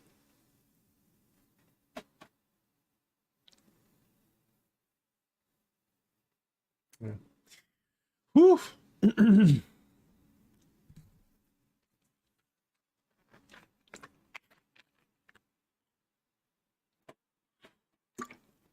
While we're talking about Scotland, can we stop treating the freaking dwarves from Lord of the Rings like they're Scottish? It's like the worst thing.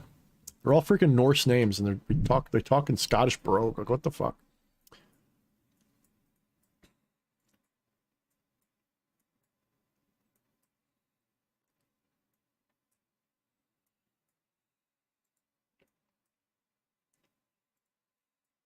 Yep. Alpha knows who Yuval Noah Harari is. Yep. Yep. That guy is a psychopath. Absolutely grade A psychopath. If you look in his eyes, that is a doll's eyes. That's like shark. That's like a dead person in a body. Like, there's no question he's intelligent, but I would trust a computer to decide what to do with my life before I'd trust him. He's got an angle there. I don't trust him one bit. That's not just because somebody told me not. If you listen to what he says, It's like there's a functional psychopath that at least can seem like they care, and then there's Yuval Harari level psychopath. Yeah, the lights are on, but no one's home. Way to put, yeah, exactly. The divine is not watching through those eyes, okay? We'll put it like that. That is a machine, and not in a good way.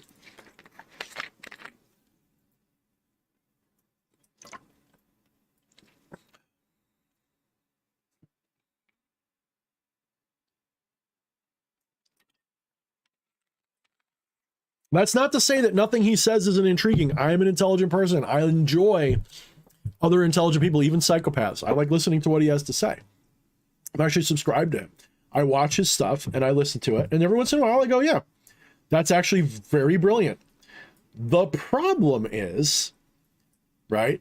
This, that, and the other thing. Oh, the Podestas. Oh, Gin Genie. Didn't it all come out with his like artwork with the kids and shit? Like, don't even get me started on that fucking Pizzagate motherfucker. Don't even, allegedly, YouTube, allegedly. Don't even get me started on that. His fucking, his wet work emails to Hillary and all that from the WikiLeaks stuff.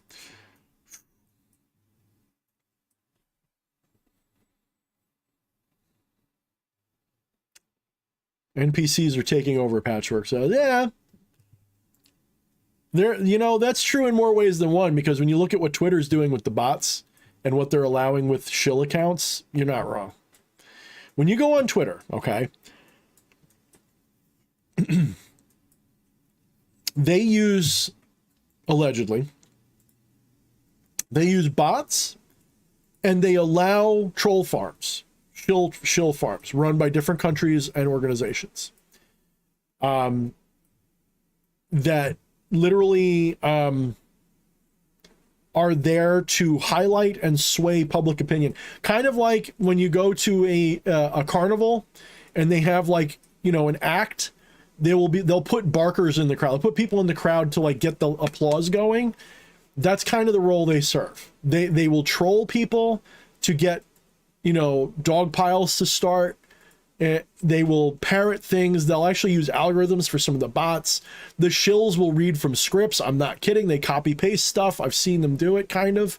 You know, you can tell because they'll use talking points that they've copy pasted from a sheet. You can tell. You can completely tell they're copy pasting. I use Twitter as like a fucking piece of toilet paper. Twitter to me is not a place that I'm saying. If you follow me on Twitter, you're gonna see I troll people. I get nasty. I say things that are like offensive and stuff. I use Twitter like a place to take a shit. Twitter is not a place that I go for anything intelligent, but I will say Twitter is a good place to follow people who like to report news because they're quick about it. It's better than watching the television. You can get more news on Twitter than you can on TV.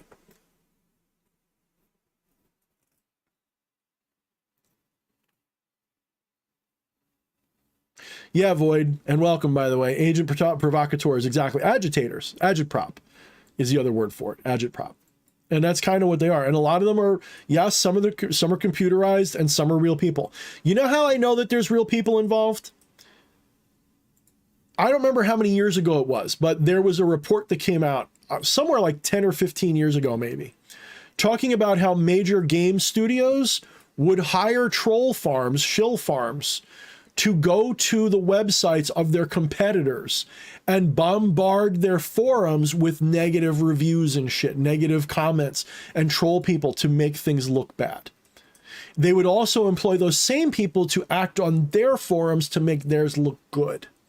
So if they do that over fucking MMOs, you think they're not going to do it over things like elections and national security and world events and shit like that? Of course they will. They would be it's actually irresponsible if they don't. I mean that even for our side. When I say our side, I mean like the freedom loving side. It's actually irresponsible that we don't do that to some degree. We must do it to some degree. We have to. We have to.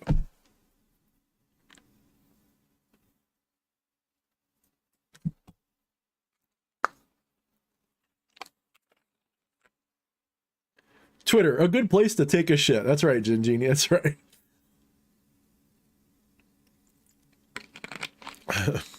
Yeah, 4chan is like, wear a condom, dude.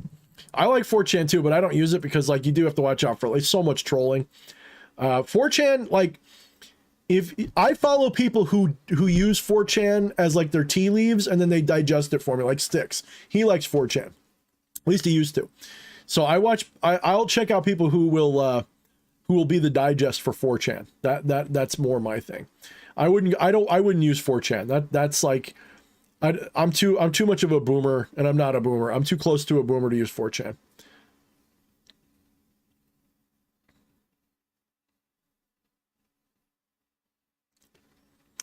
Yeah, the occultist chat, like, you know, I will say this much, especially since EA left the platform of YouTube, I've noticed there's been a big die down in buzz about occult stuff. I don't know if it's buzzing on Odyssey. I got to go look, but I'm noticing that I guess you know, COVID caused there to be a lot of drama in the witch and the warlock community, so to speak. We had all the witch wars that started and ended recently. I haven't seen anything about it recently. I guess all the woke fools that were on the one side are kind of finished, and you know, all the major upheavals are probably over for now. But you know, and I'm glad for it. Don't get me wrong. I'm not complaining. There's certain people that I don't even know if they exist anymore. Maybe they're still causing problems, but nobody's talking about them. So I don't know what's going on, but I will say this, okay? I feel like the buzz is over, and I think some of it is, it's not just because like EA got deplatformed. That didn't help. What I think it is also people are looking at the world from a way more materialistic place right now because things are so crazy. And that could even be why people are getting into more spiritual side. Like people want to talk about spirits more than just magic. And I think that could be part of it. But it is weird. I've noticed a definite die down, and it's not just my channel. I'm saying this from like across the board. I see it across the board. I think maybe everybody moved to TikTok. If you want me to be honest, I think if there's still any buzz going on, I think that's where it is places like TikTok. And I won't use TikTok even if you pay me.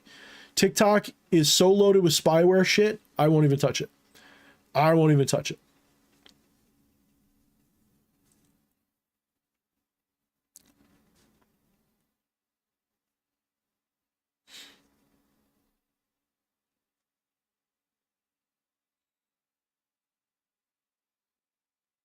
Yeah, I'll have to look at his. I keep forgetting to go to EA's Odyssey. I don't use Odyssey enough. I got to go there more. I really do. Yeah, I don't know what's going on. Ginny's talking about EA, JD, Orly, JS, and Barbie. And I don't know what to make of all that. You know, I'm friends with some of them. I don't know the rest of them. I mean, I shouldn't say I don't know them, but I'm not really friendly with all of them, really. You know, EA, JD, I mean, it depends on the day. You know, EA and JD I'm still friendly with, of course. JS and Barbie, like, you know, like acquaintances online at this point. Barbie won't have anything to do with me for obvious reasons. Orly, same thing. VK, you know, we've had some good interactions. We've had some cold shoulder interactions. I don't got no problem with him. I think VK has done, I don't know what's going on with any of them. Like, I'm not going to say anything bad about anybody at this point. I feel like all the bad stuff's already over and done with. So like whatever shit Orly and whatever their name is, talking shit, I don't care. Same thing with Barbie, like whatever they might have to say negative about me, or I don't care.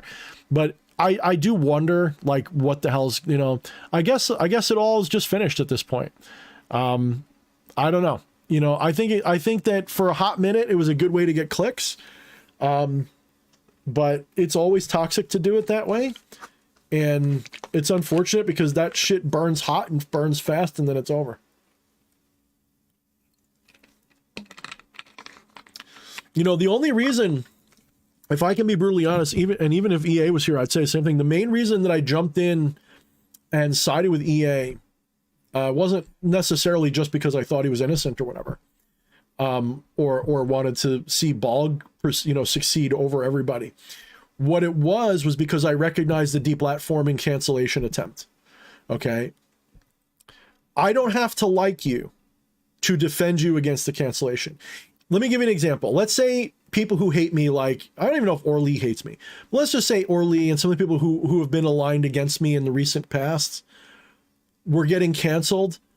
I would try to, I don't know if I'd reach out to them, but I would participate in a campaign to prevent that from happening. You guys may have noticed I don't really make videos attacking people very much. I'll defend, but I don't make attack videos.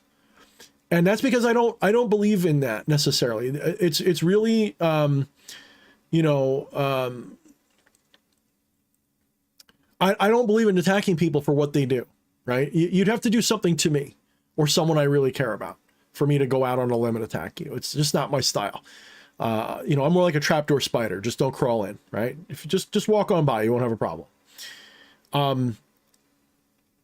So I don't like cancel culture at all. I think it's wrong. You know, I'd make an exception for their, like, you know, diddling little kids or something. That's different. But if you're talking about, oh, they're a liar, they're not a legit occultist, like there's people I could easily go out and expose and talk about how I think that they're fake and this and that. But I don't do that. People say, well, you should, Thorne. It's good for the community. No, it's not good for the community. It's never good. I know what you think. You think like, oh, we need to purge the fakers and stuff. I get that. But the problem with that is someone's always going to call you fake. Someone's always fake compared to somebody else. There's always that thing going on. And fake's an easy thing to throw around. Or they're a charlatan, or they're, you know, they're just in it for the money. Whatever you want to say, that's really easy to do. Everybody can do that. And the reason that, you know, besides the fact that I'm friendly with EA, the main reason that I came down and joined his army, so to speak, of people aligned with him, was actually because, not just because I'm his friend, that was a big reason, but the main reason was because I knew they were trying to cancel him. I knew there was an attempt going on to cancel him. And when they hit, and when they got that direct hit with that bullshit BBC train wreck, thank you, Etropa, you said train wreck when I said it. Pretty cool, actually, synchronicity. When that BBC train wreck happened, when that hit piece happened, that's a nightmare for anybody. If you're a content creator, to have a media system defame you, even if what they're saying is true, you can still defame somebody with the truth. You know, somebody who at the time was 18 and writing edgy teenager shit for an edgy fucking thing that isn't who they are anymore, you don't hold them to that same standard. When somebody's like 18 years old and now they're 40, okay, that's over 20 years ago. Let it go. You can be completely something else. So I jumped into that because I recognized that that was something that was going to hit us all. If they can cancel EA over something he wrote 20 years ago, and because someone jumped into, into his forums and went off and deleted people, and they're going to smear him with that, they can do that to anybody. So I wasn't for that. And if the same thing was reversed, if they were going after the people who were, you know, let's be honest, Orly and all them, they were grandstanding that. They were cheering it on. If it was happening to them, I wouldn't be cheering it on. I would actually be speaking out against to say, look, I may not like what they're doing, but canceling them over something they didn't do, especially something they didn't do, that's wrong. So of course I jumped in the middle of that for sure. And I'm not ashamed of that at all. You know, and just because that little alliance has its own problems and some of the people left from that, that's fine. For a minute, we were all on the right side of history for a minute. Now, if it turns out that EA was this bad person and you know, is screwing people and shit, if I ever find that out, I'm not going to be all on his side either, right? It's not how this works. But I don't think that's what's going to come out. Yes, EA is short for Enki, correct. That's right, Alpha. That's right. Poseidon as well. Damian Draco, Dark Sorcery channel is pretty dead too since DH left. Pretty much the rest of the content makers left. You know, bygones be bygones, water under the bridge. But if you look, you know, the people who run run Dark Sorcery, I don't know what their deal is, man. I don't know what screw fell out of their head. I don't know, I have little birdies that were friendly with them while that was going down. I saw what they were saying about me behind my back. And some of it was just the most bitter, hateful shit that all I can say is, fuck them, fuck them. If they had a good thing going, and, it wasn't just because I was there. They had a good thing going. They had a good attitude for a little bit there. And they were definitely working on building something good. And I was part of that. And I was proud of what I did with that. But then at some point, I don't know what happened, but certain people decided that, I guess they thought I was mooching off of them. That's actually what they said about me, was that I was mooching off of them, which I think is insane, because you can tell the minute I left, it fell apart. I wasn't mooching off of them. So they can think what they want to think. Let them think what they want to think. They think I stole the spotlight. They think I used them to get famous. I wish it was that simple, because then in some ways it would be easier to just like let that be why and be like, I'm sorry, but that's not what happened. It's not. So, I kind of wish, I'd like to act like the bigger person and say I wish that they would do well, but there's a reason I fucked them over for a little bit there. There really is. And I don't want to talk about it anymore, because I promised I wouldn't, make a deal out of it. But it is one of those things where when you look, you can see, you can see. And when I do make a mistake, I own up to it. Most people know that. Of course, I have to realize I made a mistake. So if I don't know I made a mistake, I'm not going to own up to it. So there is that. But no, I don't feel any shame. I don't feel any remorse. And I feel like, if they do succeed, good for them. I hope that they do. I hope that they can succeed. But I don't see it. I just don't see it. But I know some good people from dark sorcery that don't deserve. I know what I said. I'm snickering because I think I said dork sorcery. There are some good people in there, and they don't deserve the ire, right? So anyway, I don't want to make it a thing about them. I probably shouldn't even be talking about it. But I haven't thought about that in like a year and a half, 2 years. Someone asked me about it recently. Someone who was a former member of dark sorcery came to me and told me that, like, they wish they'd realized it sooner too. We'll put it like that. So, yeah. But yeah, to close on that, if I was stealing the spotlight, then why aren't they a success now? So that's all I'm going to say. It ain't nothing to do with me. But I made some good friends through that. And, that was part of the happiest time of my life. So as much as I'm talking shit right now, there's a part of me that's actually really sad, because that little period where I was hanging out with dark sorcery and everything was looking up and there was a future, that was a happier time of my life. I missed hanging out with fucking Waylon. I miss a lot of that shit. I do. I really do.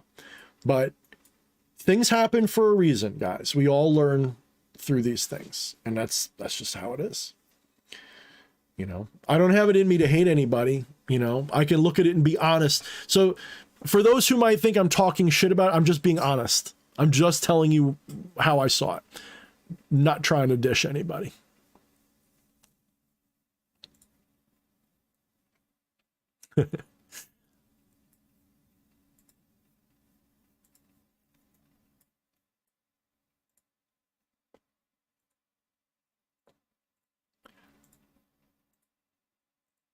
Yeah.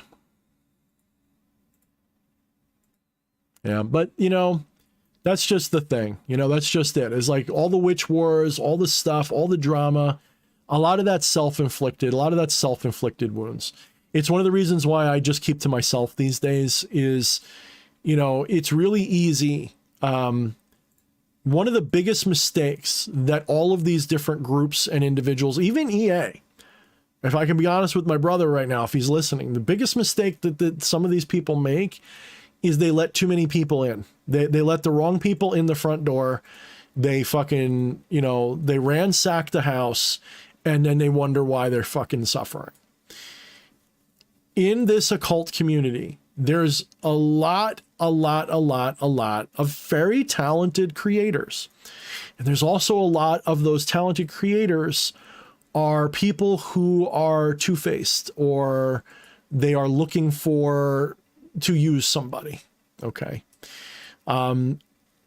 If you're a success in this industry, even a little bit, if it is even an industry at this point, if you're a success in this industry at all, you have a small following of 5,000 or 6,000 people like I have, you get people who want to ride those coattails. And they want to get in on your inner circle, and they want to use your inner circle to make themselves famous, and they want to do all that stuff. And there's nothing wrong, by the way, with trying to network and build clout by hanging out with the right people. I've never saw that as a problem, but it becomes a problem when you're doing that to get dirt on people and to get DMs on people so that you can like share those DMs around and backstab people. That's something that to me is despicable. The only time that there's an excuse for that is if there's like literal death threats and shit going on. Like I've shared DMs, but you know the DMs I share, the ones where the person says they're going to rape my wife or something.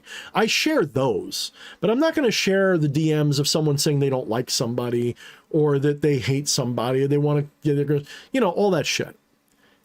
So,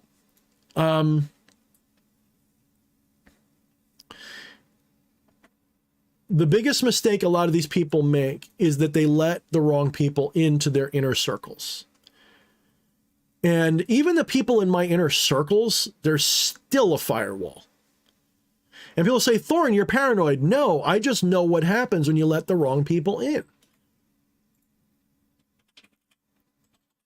You let the wrong people in, you get screwed. This is probably the biggest reason I haven't actually started you know, a magical house or order or something like that, where, you know, I have people that are talented selling services and shit.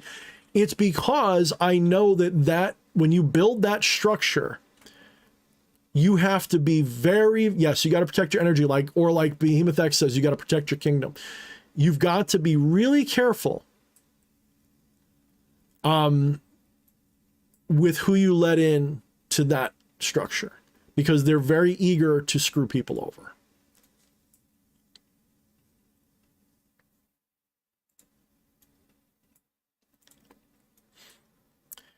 Yeah, Gingy, I don't know. Like, that's the thing. Like, JD got shot at. I mean, there's all like speculation who's behind that. I don't know.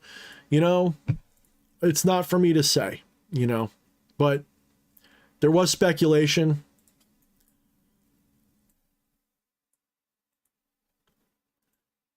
You know, I'm sort of like between, so like Behemoth X, one of the things he gets really well is that he's just very go along and get along, very easygoing.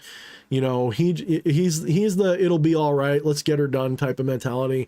He doesn't want enemies, and neither do I. That's something he and I share in common. I try to be neutral. He tries to be friends with everybody, I guess. I try to be neutral. But the difference is I will speak out if things get stupid. And that does get me in a little trouble. You know, I think it's usually stupid shit that people are fighting over in the community, to be honest with you.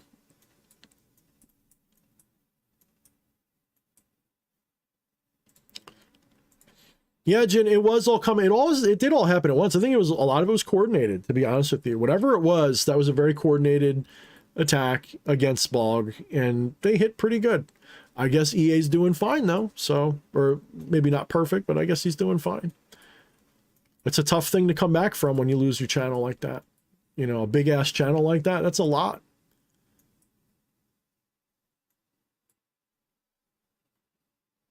The good thing about being neutral is I can speak my mind and not worry about it. If I piss off people that were former associates that screwed me over, I don't feel bad. Fuck them, they tried to screw me over. But I'm also not out to screw anybody. You can ask anybody in my inner circle if you ask them, am I out to get anybody? The answer is always no. And it doesn't even require snooping. there's not even murmurs. When there is community drama that is ever splashed up onto me, I've always tried to take a neutral position. I've always listened to my counsel of my friends. I've always tried to be reasonable about it. And I've tried not to take sides.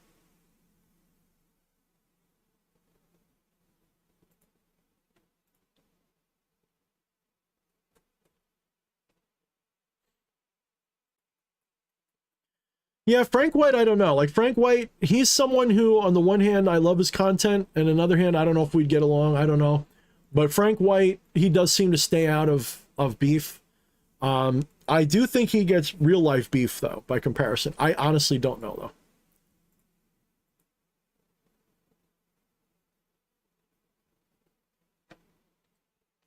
You know, Frank White, I ended up, I was following him for a while, and then I stopped. I forget why. I think it was because it was just like, it just got to be stuff I wasn't interested in anymore. I eventually unsubscribed from him.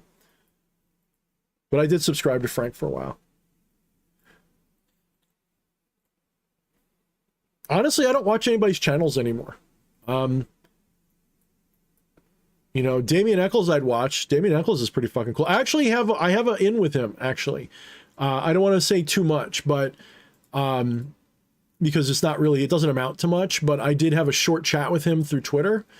And there may come a time when I'm going to ask everybody in this community to help out Damien, because he's trying to get a court case thing going on, and they're going to try to get something trending on Twitter. So when that happens, I'd like everybody here to be in on that. So, but I did have a short little introduction with him. Seems like a really nice guy.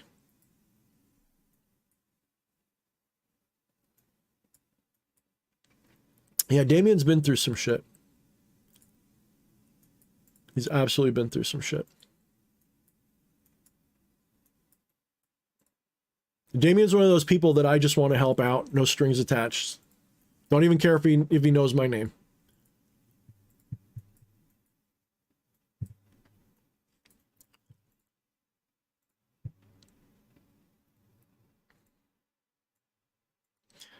I often joke about the left-hand path versus right-hand path versus middle path and no-hand path. And a lot of this stuff is just a bunch of labeling. And since we don't all use the same labels, it's kind of dumb.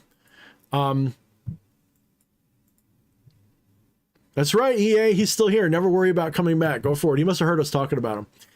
That's right, go forward. Exactly. Exactly.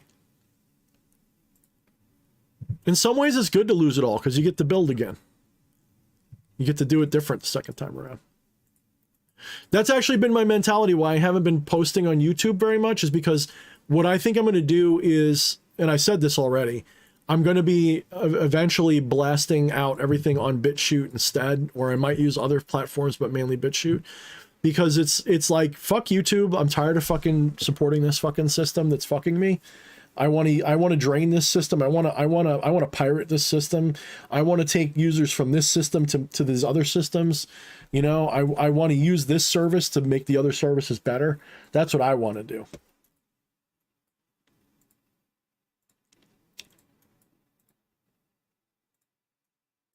But yeah, when it comes to like these left hand versus right, left hand literally just means like unorthodox. It's right hand path would be the orthodox moralistic perspective. Left hand would be the unorthodox, not necessarily anti-morality, right? It's not like you're supposed to go out killing people and stuff. It is meant to be a non-moralistic position. Traditionally, the left-hand path is Vamachara from Hinduism, and Vamachara literally translates to left-hand attainment, and what it basically means is that instead of following the taboos strictly, you give in to the taboos a little bit, but you do it in a way to become unattached to them. So it's kind of like in Hindu culture, you would have a restriction on eating meat. You're not supposed to eat meat or something, right? On the right-hand path, you can't have meat. Well, on the left-hand path, they would say, you can have meat, but you got to do it this way. Or you can have meat, but you've got to do it with the intention of letting it go. So it's like you're still eating it, but the intention is to not be attached to it anymore. Or you can have sex, but it's done in this holy way. Or so there's ways to make it work that it's not moralistic and it's not judgmental. It's basically saying all of these things are divine too. All of these things that are taboo are also divine. It's how we approach them that makes them unclean. So left hand doesn't mean you're evil or good. A lot of people say I'm both because I want to. When people say I'm both, that sounds more left hand to me than someone saying I'm anti. So okay, let me put it like this. Someone who, there's a lot of like satanistic people who are right hand path Satanists. That doesn't mean that they're good guy Satanists. It means that they have a very strict code. There's a very strict moralistic, and their morality may be twisted, but it's still moralistic. They have a very strict code that they work within, kind of dogmatic, if you will. Then you have a left-hand version, which is not strict. It is more anything goes mentality. It's no taboo method. Okay. If you tell me you're middle path, that's actually in a way you're telling me you're really left hand. You just don't want to admit it. With my lexicon, I'm not saying that that's what it would be in your mind. I'm just saying the way I look at it, that's what it sounds like to me. So is there a left and a right and a middle and a no hand? And I made a video about no hand path and talking about how that's sort of what I prescribe to. But in a way, that's like the most extreme left hand path there is the no hand path. So label it whatever way you want. It doesn't really matter. Left hand path sells more books. Okay, pure and simple. Left hand sells more books. Right hand path, people who are on the right hand path don't call it that. Okay, if you're on the right hand path, you don't go, I'm a right hand path mage. I mean, you might, but on average, you don't. On average, you just do the love and light thing and everybody knows that's what you are. When you're left hand path, you broadcast that, you wear it like a badge. It's just a label.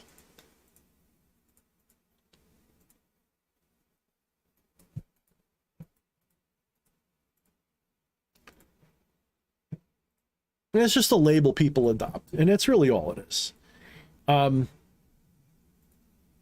Yeah, Joffrey, grew up on the straight and narrow is the way. That's a right-hand mentality. Left-hand mentality is no taboos. That's all. That doesn't mean you'll do anything. It just means no taboos.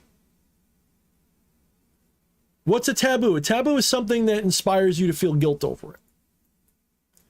Does that mean you won't do it? No. So, for example, I don't believe in taboos. Does that mean I'll murder somebody? No. But it's not because I'll feel guilt over it, and that's why I wouldn't do it. The reason I won't do it is because there's no pragmatic reason to be a murderer. It's a bad thing to do because society, it's complicated. So it's like what I was listening to Alan Watts the other day. He had a video talking about morality under Buddhism, and Buddhism has nothing to say about morality at all whatsoever. Zero to say about morality. Rather, it looks at it from a pragmatic perspective. It's not about whether murder is right or wrong. It's that if you're a murderer, the whole world's going to be out to get you, and that's going to distract you from your liberation. You're just going to be so busy living a life on the run, you're not going to have time to meditate and be free. See, Patchwork, your little super chat is the most left-hand thing you can possibly say. It's all just a bunch of labels. I'm just going to do my own thing and be me. Bingo, left-hand path, maximum. You got a 10 out of 10 on the left-hand path. That's why I always find it funny when someone's like, I'm not left or right, I'm both. Okay, that sounds left to me.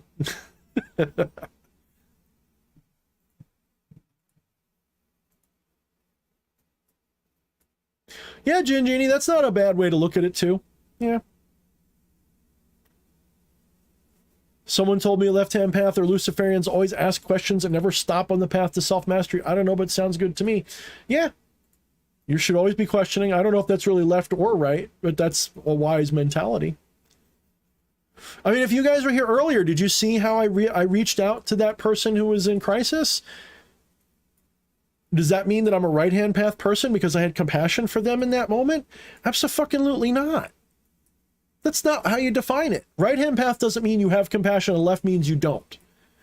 Compassion is possible in all of them. In fact, an enlightened or an aware or an awakened or a truly realized divine being automatically has compassion. But they will reserve certain behaviors for those who deserve them. You don't, so for example, if something is a rabid animal, you get a rabid dog. Say, for example, you have a dog that you raised since it was a puppy. It's your favorite dog in the world. You love it. You would never hurt that puppy. You would do nothing to that puppy, but it gets rabies. And now it's going around biting people. What do? Well, compassion doesn't mean that you let the dog go around biting people or not do anything. The most compassionate thing to do to that dog is to put it down mercifully, as painlessly and quickly as possible. That's the compassionate thing to do in that moment. If you can't cure it, and you can't cure rabies, that's the point. So the thing about one or the other is the right hand says, here is a list of things that you must do to be compassionate. That doesn't mean it's not compassionate to do it. It's just there's a strict list. There's a moralistic compass there. It's codified. And there's usually attached to that a sense of guilt, and you must worship, and you must do this. Left-hand path doesn't care about that stuff. It doesn't even care about the morality or the compassion issue at all. So people think, oh, left-hand path is anti-compassion. No, it just doesn't preach about compassion. Compassion just ends up being a thing that you arrive at anyway.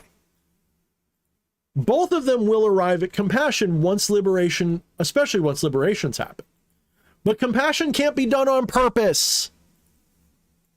You can't do compassion on purpose. That's not compassion.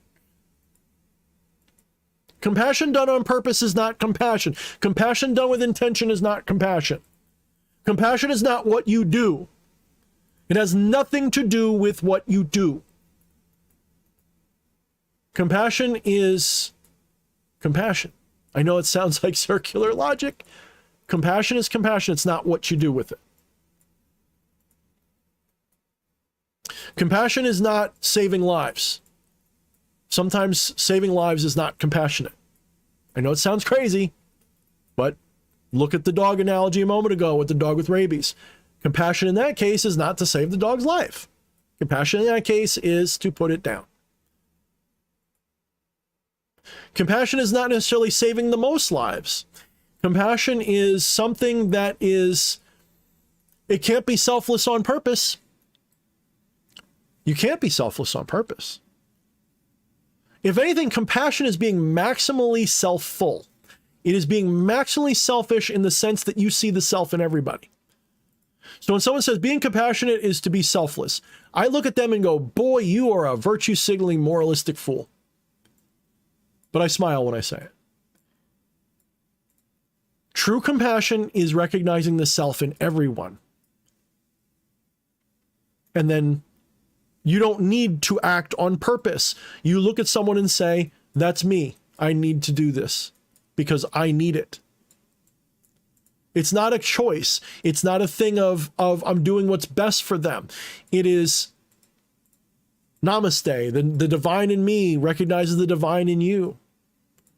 And it's a natural, spontaneous action. It's not a thought out decision. There's no karma in true compassion. True compassion has no karma. It's automatic. It's intuitive. It's spontaneous. You just do it. You don't think about why. You don't think about whether you should. That's right, Damien. All actions are selfish. I can't think of one action that's not. Nor should you. Because if all is divine, then everything you do is for yourself, even when you're doing it for somebody else. All is you. If I save your life, I'm saving my life. True compassion is to see the self in everything. Even in a bug, even in the wall, even in the dirt, even in the sky. That's compassion. And it's not as hard to do as you might think because you don't have to do anything on purpose. You just realize that the self is in everything, and so compassion's a natural result. If you forget that you're in everything, yeah, then you have a moment of no compassion, sure. Is being Captain Save-A-Ho compassion? I mean, it depends. Are you doing that because you care about them? I don't know. You know what's interesting is you could be, and Nesh brings up not an actual psychopath, you could be a psychopath and still have compassion, ironically. A lack of empathy doesn't necessarily mean that you have no compassion. I know it sounds crazy. There can still be compassion even when there is no empathy.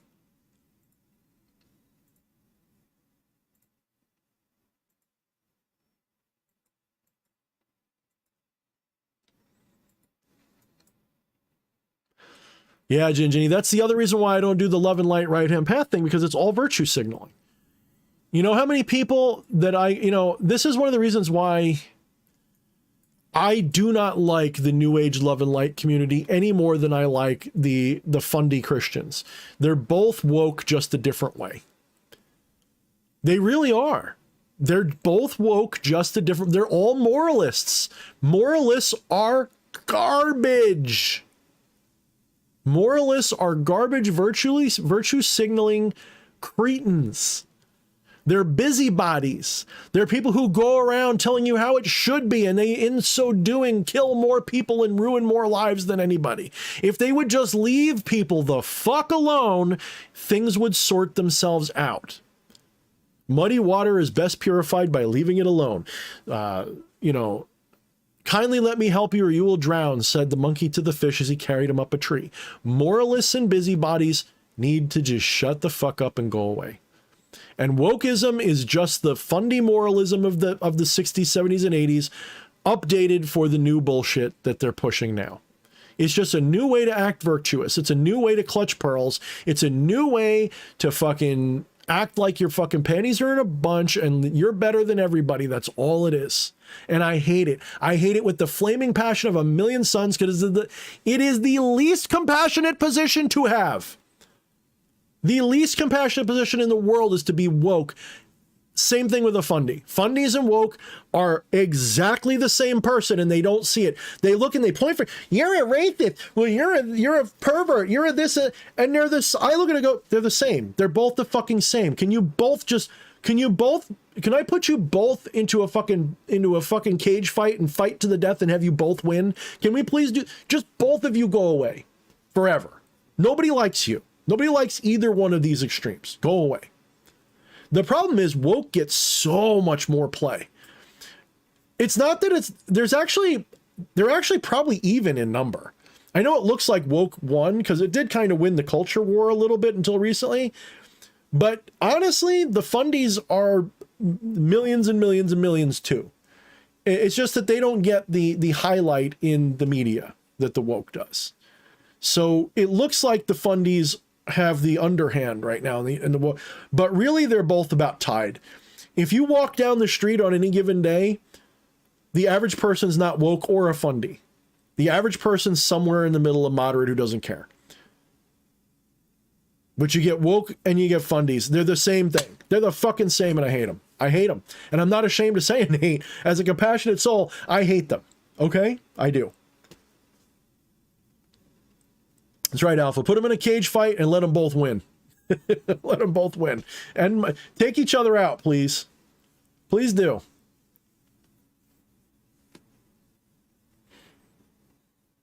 What's up, Hector Lich? Hello to you too.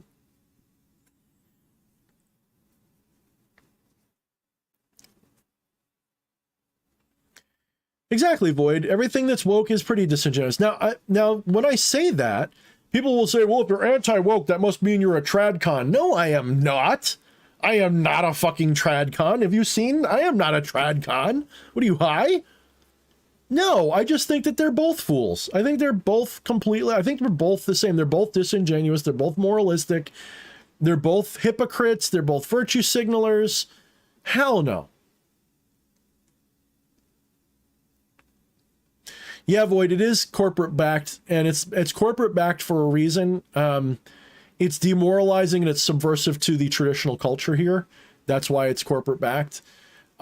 If they were still nationalistic, those corporations, they would be supporting the fundies for sure. What the fuck is TradCon? Traditional conservative. It's just shorthand for traditional conservative. Basically fundy. TradCon and fundy are almost the same. TradCons are the closest thing to like the fascist nationalists that you can kind of get without being one, but they're usually not fascist communists, or I mean fascist. They're not usually fascist, no. I could see why someone would think they are, but they're not. Tradcons are the ones that will say that we need that. Tradcons are the types that say that America is a Christian nation and that we will allow you to be other religions, but there should be limits. They think that, you know, their reason for being anti-abortion is a religious one rather than an ethical one. Does that make sense? Their reason for being anti-abortion is because God says so. Now, you can be anti-abortion for a lot of logical reasons. I don't agree with most of them, but you can be anti-abortion, for example, because it's an easy one, for ethical and rational reasons. They do exist. You may not agree with them, but they do exist. But a tradcon's main reason for being against abortion is because God said so. Okay? I know, I laugh at that too, Matthias, because if you look at the origin of America, they were deists. There's no question that the founders were deists, but deists aren't Christian. Christians can be deists, but deists aren't necessarily Christians. In fact, most of the founding fathers were part of various lodges, occult lodges, just so you know. And that Statue of Liberty, that ain't a chick in a dress with a fucking torch, guys. That's one incarnation of Lucifer. Without a doubt. It even looks like a man, dude. I think it's meant to look androgynous with a male's face, like the Baphomet. Yeah, it's a little Baphomet-like. It absolutely fucking is. Yeah, the Statue of Liberty, that's basically Lucifer. In fact, if you look up the origin of it, look at what it was originally called, guys. Statue of Liberty, that trust me, people don't know the Luciferian origin of America. If they did, they would run screaming. The average Christian... People wonder why it's on all our money, all these occult symbols. That's why she holds the torch. Yep. Light bringer. Matthias, every country was built out of slavery and killing the natives. That's not unique to America. It's just that we did it recently, and we get a lot of flack for it. Did we do it wholesale? Sure. I'm not about... You know what? You know my issue with that statement is? Not with you, but with that statement is... If you think your home sucks, do you take care of it? If you look at your home and you say, this home is built on, you know, shitty bricks, do you clean it as well as you would if you really liked it and it was made out of something good? Of course not. One of the reasons why they make such a big deal about America being built on slavery and killing the natives, and they don't talk about every other culture doing this kind of shit. You think England was innocent? England was worse, dude. Half the countries in the world celebrate a day that they liberate themselves from England. But America's the worst because we had slavery more recently, and no, come on. It's a directed attack. It's a demoralization attempt to make everyone hate their country here. You can hate America like you can hate Christians. It's real safe to do. It's the only people you can be bigoted against, to be brutally honest. And it's not fair.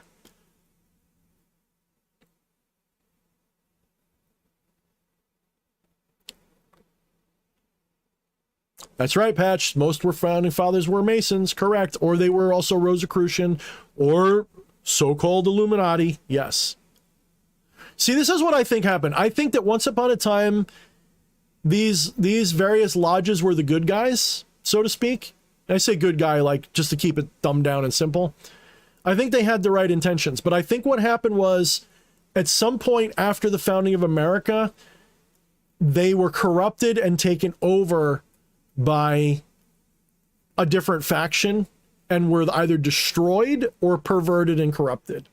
And I think a different group took over and said, you know what, this whole giving humanity freedom thing isn't what we really want. We need to actually put people back in the box. We need to put the toothpaste back in the tube, and this is how we're going to do it.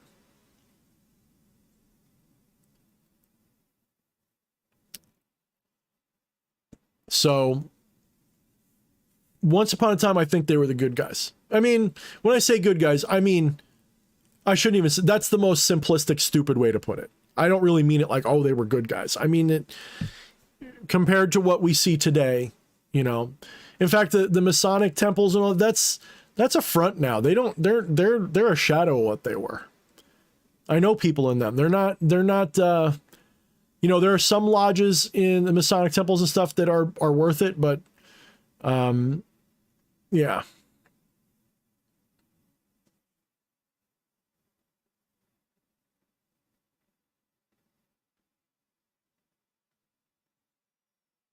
That's right, Etropa. It's the truth. Every race has been a slave to somebody. Every country has barbarized their people and the people that were there before them. Not one single country on this earth has ever existed that didn't brutalize the people that were there before them. It is a fact. I don't give a fuck who you think you are.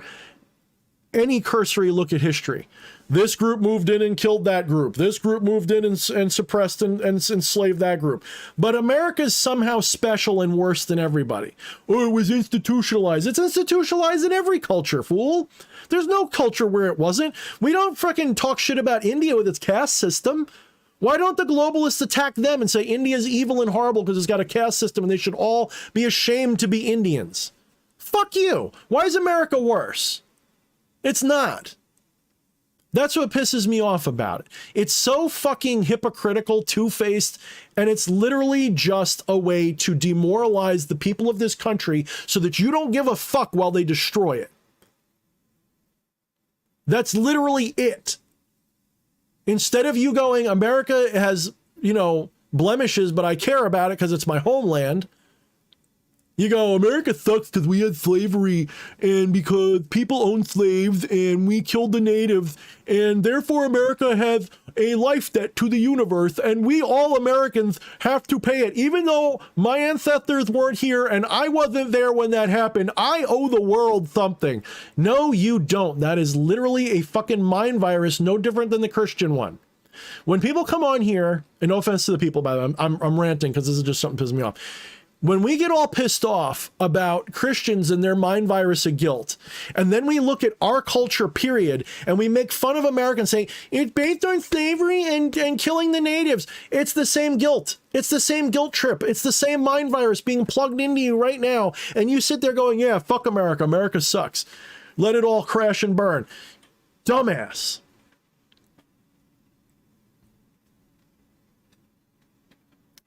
Yeah, Matthias, my great-great-uncle was a 33rd Mason. He was actually my great-great-grandfather through marriage. Yep.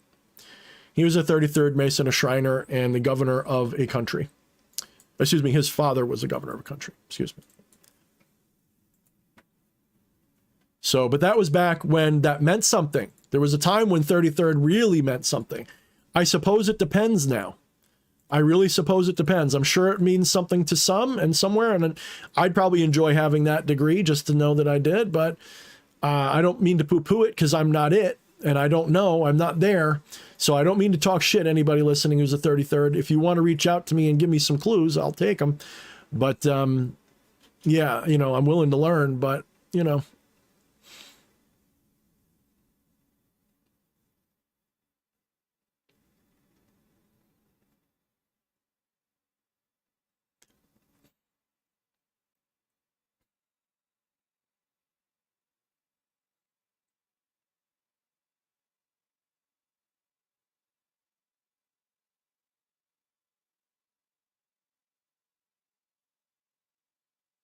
Yeah, Jen, I like that. It's all true, although I do love where I live. America sucks for many reasons, but we have many great things here. I agree.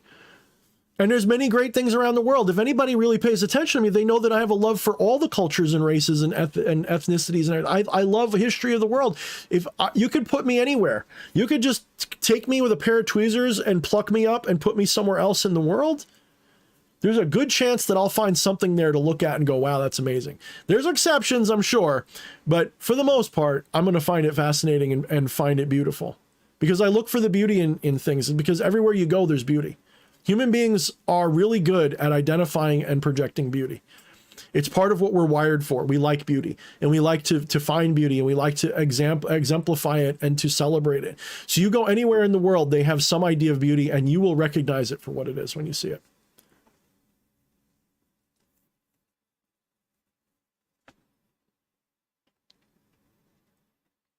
So, you know, it's one of those heartbreaking things to me when I see people who are otherwise, you know, liberated from the mind virus of guilt, parroting the guilt lines and don't even know they're doing it. And just take that analogy with you, whoever you are, who's listening to this, going, what should I think of? If you don't care about your home because you've been told it sucks, do you take good care of it? No, you don't. If you're being taught from a young age that you should be ashamed of your country, do you take good care of it? No, you don't. In fact, you try to rip it off every chance you get, don't you? They used to teach civics to people. Before I was in school, they used to teach civics to kids. They would teach you why the country is the way it is. They would teach you what's good about it. They would frame things from a perspective of that America was exceptional, or at least good, or was your country and you should be patriotic. And I get it. That's a little brainwashy. I get it. Don't get me wrong. I get it. I'm not saying it has to be that. But now we've kind of gone the other way. And now when you're in school, kids are taught why they should hate America instead.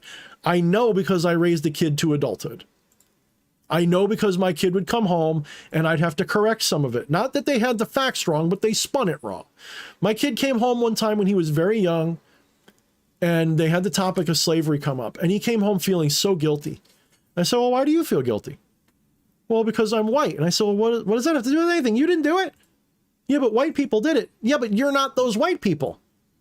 And it made me mad. I got mad, and it took me a little while. Luckily, he was young enough, and I was able to turn him around from it.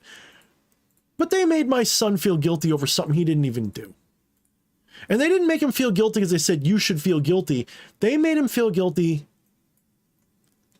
because when they said it, when they told him what happened, they didn't put it in there that you didn't do it. You know, you don't have to say something directly. If you're into magic and occultism and stuff, and you understand NLP and all that stuff, you know you don't have to say something directly to convince somebody of it. You know that you can imply something just by telling. You don't even have to lie to lie. You don't have to say anything that's a lie to lie. You can lie with the truth. All you got to do is frame it a certain way. Have you ever seen, like, it's usually framed as sarcasm when someone says, you know, like, oh, nice jacket, you know, but it's really like an ugly jacket.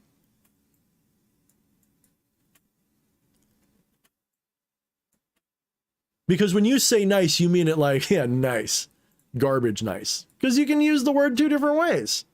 Sarcasm. And if they don't pick up on the sarcasm, you're not lying. So you can frame things without lying, and you can make people hate themselves.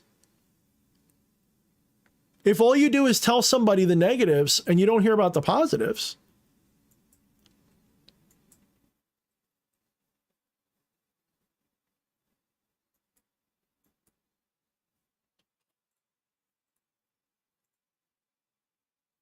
that's right, Gingini. The best liars are the ones who insinuate without saying anything. And better yet, they make you believe something without actually saying it. Yeah. They make you lie to yourself. Let's put it like that. The best liars make you lie to yourself. That's the best liar in the world. They don't lie at all, but they make you lie to yourself. That is the best liar. And that is institutionalized into this country right now. How do we get away from it? Here's the problem. It's been so ingrained into people for the last 3 or 4 generations that America sucks, starting especially with Vietnam. That's when it really kind of started. You know, back once upon a time, like the hippie movement started with America's broken, but we can fix it. There was an optimism. That optimism's gone. Most of these people that are woke don't have any optimism. It's all negative. And it's just a toxic way to virtue signal. It has nothing to do with making it better. It's just a way to make the self more popular. It's a way to jump on bandwagons and to use outrage to become popular. That's it. This is why I often say, like, the globalists would have easily won if they had just stuck with Roddenberry-style progressive optimism. If they stuck with progressive optimism, it would have taken a little bit longer, but we would all be in pods within a generation or two without any question. But instead, they had to push it with woke, heavy-handed propaganda and demoralization. The problem with that is it tends to set people off. And if you don't already have an iron grip on things, those people will resist you. And that's what's happened. That's why they're failing right now. They miscalculated with how fast they had to push the demoralization. They got impatient. And instead of just using patient, optimistic pressure, using propaganda that made it look positive to give up your money and stuff, they went with negative reinforcement, guilt, demoralization, and that is why it is starting to blow up in their face. Because certain groups of people, like Americans, have been, even with how woke we've gotten in America, there's still a core group of Americans that are independent minded. They still believe in individualism and ruggedness. And that is an inoculation against those negatives. It makes them go, excuse me, wait a minute. Are you trying to make me guilty for something I didn't do, motherfucker? And that person can't be fooled. But you use, as Eddie and I are saying, the Roddenberry progressivism, where you show people that living in a moneyless post-capitalist society could be good, but we got to get there by getting through this phase of humanity, and you frame it as we've got to do all these things to achieve post-scarcity, and then we can be liberated from the evils of capitalism. Hey, I'm with you actually on that. I actually agree with that version of social progressive shit. If you are the type of socialist that says we're going to use capitalism to reach a point where we have total post-scarcity civilization, where we have everything's industrialized to the point where menial labor is optional, not required anymore, at that point, we can switch over to a society that doesn't use money anymore. And there might be a little bit of upheaval because of it. There's no question that could happen that way. But we can actually do it then. But in a system where you've got to force others to do the work because you don't have machines that'll do it, nope. Nope. Everyone's got to be compensated, and it's got to be free will. Otherwise, no. I can't go with a system that forces people to comply. The only ethical role of government is to enforce the laws that protect human rights. That's it. And enforces any contracts that are a result of that human rights. That's it. The only ethical role of government is to enforce human rights and to enforce the contracts that result from those human rights. That's it. Everything else is some form of barbarism. Everything else is some form of tyranny and authoritarian bullshit. Anytime the government says it's our job to make sure you succeed, that is not the government anymore. That is an authoritarian.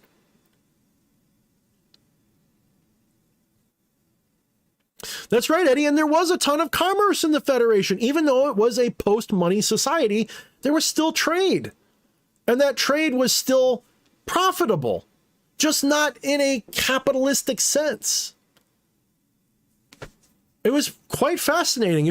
That's why I like the Orville. The Orville does a pretty good job of laying out their idea. And they even say it clearly that they reached a point where they could press a button and food comes out. So nobody had to work for it anymore. So that's why they were able to move into a society that didn't have money anymore. There's no point in money when everything's free, because the machines do it all, because you have unlimited energy by comparison.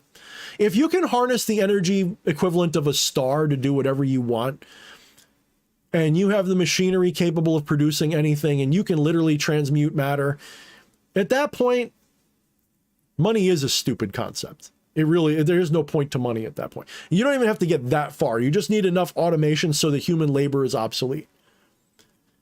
The problem is, here's the problem that people don't get, is that the people that are currently saying, I want to get to that point, like Yuval Harari and the WEF, their version of that also requires depopulating more than half the earth.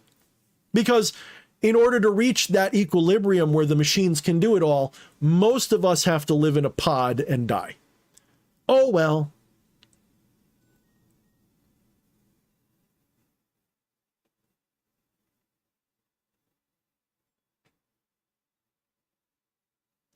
Exactly, Eddie. Yeah. Exactly. People still enjoyed property rights and the fruits of their own labor. They could do whatever they wanted to because they weren't having to grind just to live.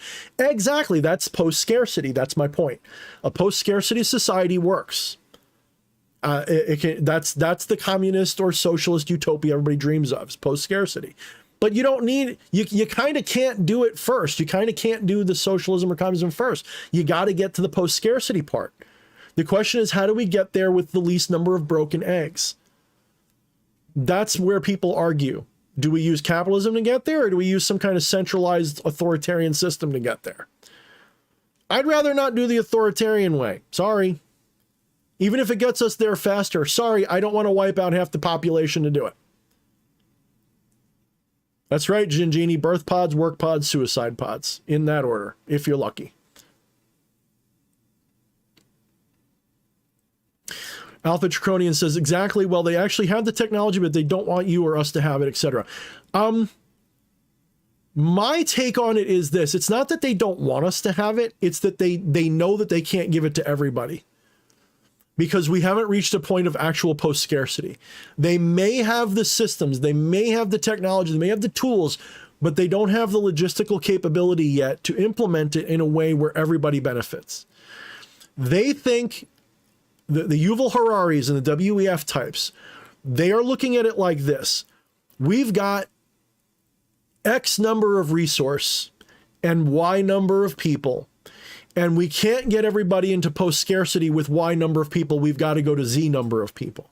If we get to Z number of people, we can hit this equilibrium and maybe do something close to post-scarcity. And of course, we'll be a little bit more post-scarcity than they will because, you know, we made it happen. So we'll still get a little more. It'll be a round table, but we'll sit at the head of it. We're all equals, but I'm a little bit more equal. That's how they'll put it, of course. But the question is, and it's a fair one, do they really intend to enslave the world? Probably. Because I think they get it twisted. I think that their mind of post-scarcity is for them. And maybe that is it. Maybe that's where you're right. Is that it's not that they don't want us to have it, it's just that they can only have it for so many people. And they want to use us as the biological machines until they can perfect the androids. That could be it. That could definitely be it. I'm just speculating. That could be it. I think you could be right there. So it's not that they don't want us to have it because they're just greedy or something. It's they don't think we deserve it. They think they deserve it. And you know, they still have that Nazi perspective of useless eaters. They still see the world as useless eaters. They still see, and the way they look, that's one of the reasons they use revelation of the method. They figure if I can do this to you and tell you it's coming, then you deserve to have it done to you if you don't stop me. This is why they tell you they're doing it. This is why they don't hide it. This is why they broadcast it in movies and fiction and stuff. This is why all these dystopian movies happened. The interesting thing is their dystopian movies were always the hyper-capitalistic version, not the one that they're doing. I would much prefer the hyper-capitalistic dystopia that I saw in movies like Johnny Mnemonic and fucking all of them. All of those movies, like Blade Runner, I would way prefer that horror show because you could still sort of eke out your own little life in the dregs of society. Under this futuristic Brave New World 1984, no, you are ruled Iron Hand style. You don't get a choice. Your brain won't even be your own. Man, no thank you. I'd rather live in the dystopia where there's machine guns on every corner and you could buy a machine gun at the fucking stationery store. I would rather live in that hyper-capitalistic life is cheap, everybody's a cyborg. Give me that. Yes, it would suck. I'm not saying it's all great. I'm just saying if you compare the flying cars and Blade Runner hell to the fucking 1984 Brave New World hell, give me the flying cars and Blade Runner hell every day. Every day, all day long. Yes, it would suck, but at least it's like, you know, well, it's got style anyway.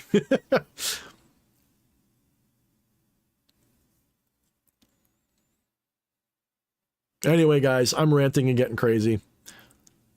Yeah, Snake Plissken and Logan's Run too, Alpha. You got that right. I'd like to live in those too by comparison.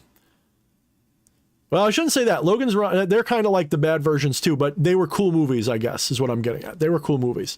They were kind of the bad version too, but they were the cool movie versions. Like Logan's Run, especially, like I remember watching that, and I read the books too. Logan's Run, man, that's... And what about THX 1138? That's another one. That'll fuck you up. Yeah, they live. Yep. That Jockster just wants a TARDIS, bruh. You are a TARDIS. Oh, you mean the little police thing. I thought you meant like, you know, never mind. Just kidding, Jockster. That's a little juvenile humor.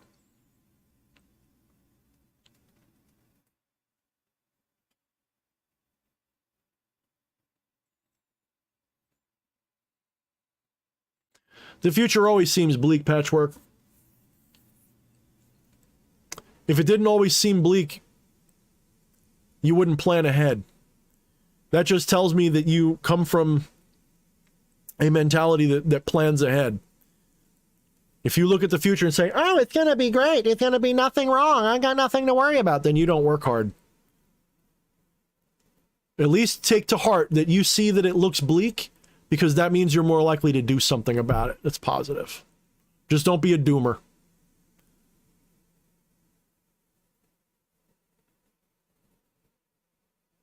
That's right, Anesh. You got that right. He says it's like that now, where your mind is not your own. Look at the effects of social media and other programs on your. You got that right, 100%. If you want to, if you want to do one thing right now, today, tomorrow, tonight, the biggest thing you could ever do to free yourself from what they're doing, take this fucking thing, smash it with a hammer, and throw it in the middle of the road, and never go back to another one. You get rid of this fucking piece of shit. Yeah, it's inconvenient as fuck, but you'll be free.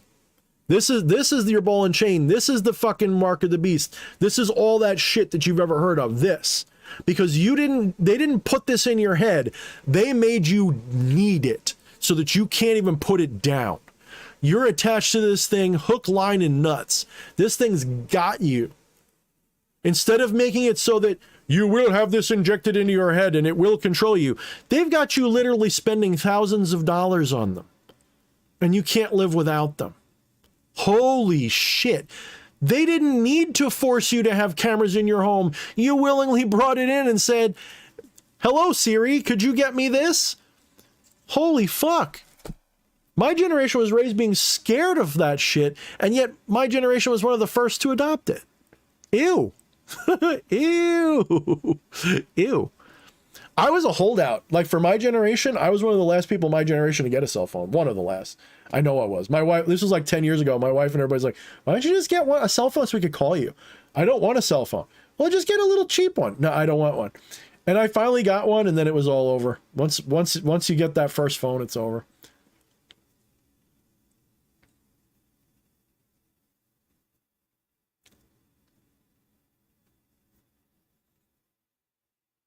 I will say this much, though.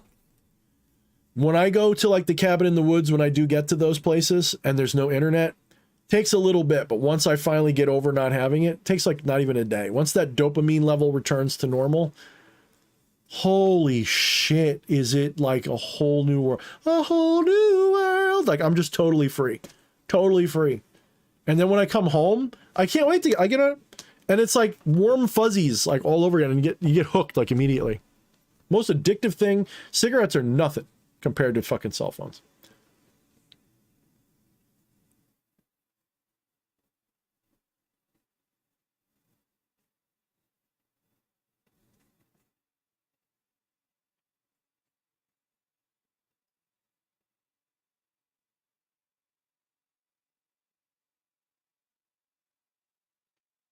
I mean, I don't know if I was the last Gen Xer, but I was up there. Like, I had a lot of Gen X people around me, like, who love their phones. I'm like, I don't want one. I don't want one. I'll use my pager, thanks. And I don't even know if I had a pager at that point, but I would have been fine with a pager. I did not want a phone. I hated the idea of phones. I thought they were stupid. I thought people standing around staring at them were stupid. And it was before social media was a big deal. Like, Facebook was only just starting. I forget what year I finally started. My first cell phone was like a cheap ass little BlackBerry ripoff. I don't remember what year that was. It was probably like 2010 or 2008. I don't know. Maybe my wife knows. But my actual first smartphone was what, honey? Right around yeah, probably around, that was when I got my first like cheap little knockoff cell phone. And my first actual smartphone, I don't know. Probably like 3 or 4 years after that. Let me have my fantasy.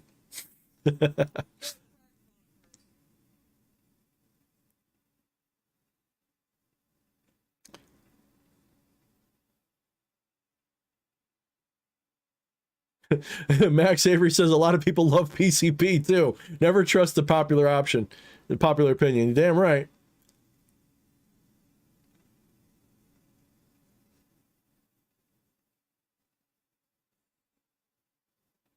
So here's why a lot of this sucks. They've put so much of this so that it's all virtual and online.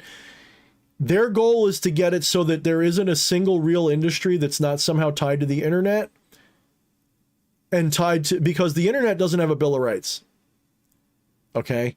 They have successfully implanted in the minds of enough people that your civil rights only apply to real life, but not to the online world. The virtual world is corporatized. The virtual world is that corporate capitalist dystopia that we see in the movies, but the real world is going to be like a socialist hellhole. Okay, that's if they have the, and it's not even real social. I shouldn't even say social because it's not real socialism. Their idea is an authoritarian hellhole for sure, no matter what it is. But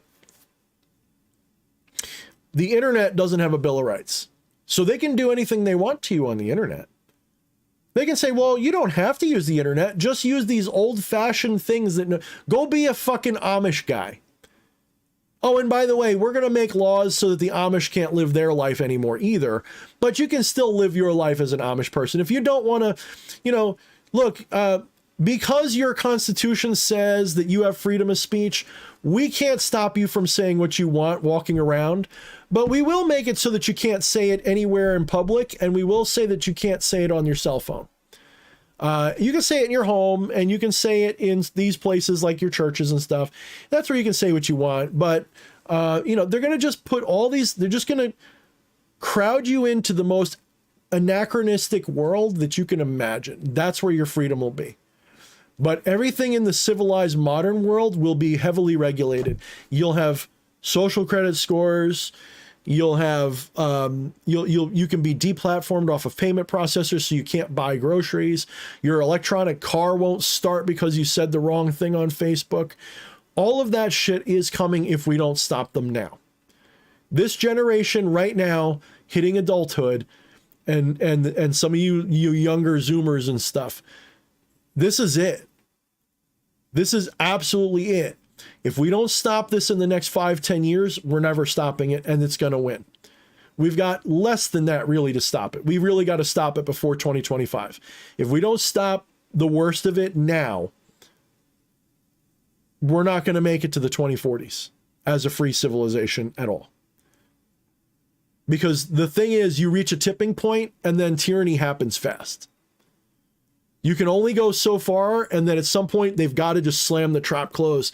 And right now, like, picture it like there's a mouse trap. There's a mouse nibbling the cheese right now. It's about to pop. And we've got half a decade, really. If we don't get it within the half a decade, then it gets exponentially harder to stop it. And we've got to stop it now. We can have our cake and eat it too. We can keep the technology. We can keep the advantages. We can keep the internet. We can keep all that. But we need an internet bill of rights. We need a way to stop them from abusing us. We need to make it so they can never, ever cancel your payment processors and all of that shit. That's all got to be made illegal. You can never be deplatformed off of social media, for example. That should be made illegal. Why? Because it's like the telephone at this point. This is a public square. This is like the telephone.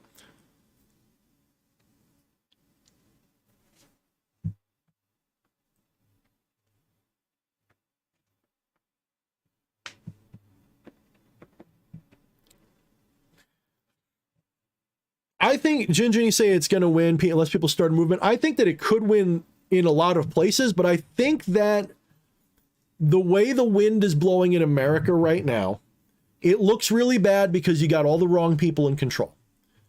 But just because they have their hands on the reins doesn't mean the horse is going to do what it tells them. Okay? Anybody who's ever ridden a horse before knows that you may hold the reins, but the horse decides where it's going.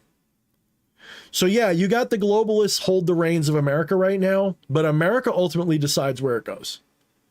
And we're going to have a chance coming up to try to grab those reins back a little bit. That's neither here nor there. The wind is clearly blowing. They're going to lose America unless something dramatic changes quickly. And it could. That's what I keep warning you about. There's going to be something surreal coming. But until that shift completely happens, we've all got to just sort of remember not to kneel. Don't let them do it. Find ways to be subversive.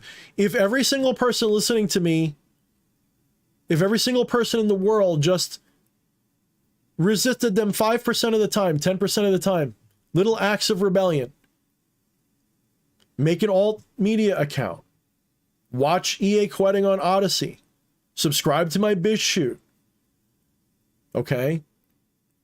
Go make a channel on those things and speak your mind. Spread like wildfire the truth when you find it.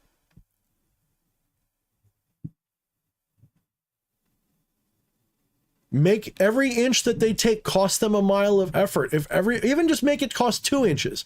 If everybody did that, they couldn't succeed at all. There's too many of us. And we don't even need everybody to do it. We just need enough of us to do it. Look at how powerful memes are. Look at how much of an effect memes have had on them. Memes are literally 30 to 60%, depending upon who you ask, of the reason why the New World Order is failing. I'm not kidding. It literally is true. Memes. Memes are literally winning the war, the culture war.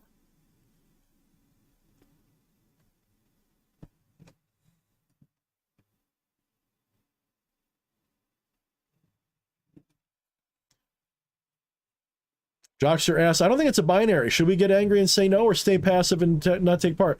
I don't see it as a binary. You can do both. Sometimes you got to do both. Sometimes you got to get angry and say no, and other times you got to stay passive and just dig your heels in and just not do it.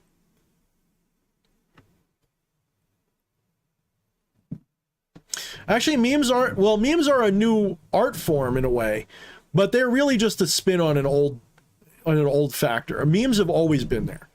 We've always had memes. If you look it up, memes have always existed. They've just taken on new life thanks to the technology we have. But memes as an archetype have always been there.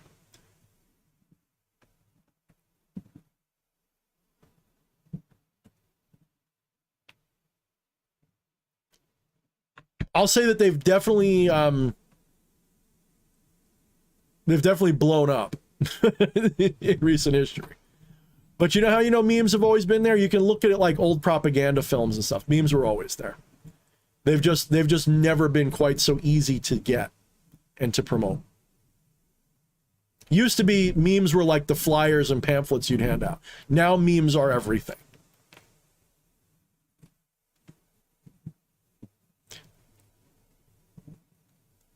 I will say though, memes are getting a little bit lazy. We're starting to get a little bit lazy with our memes. Like it used to be that like everything was built on funny shit that happened online. Now memes are getting like, we're just reusing the same old memes and just putting new words on them. Like, it's still funny, but I'm kind of tired of seeing the fucking Anakin and what's her name meme, you know, where the, like, he's kind of smirking and she's asking a question and he stays smirking and she's like scared now.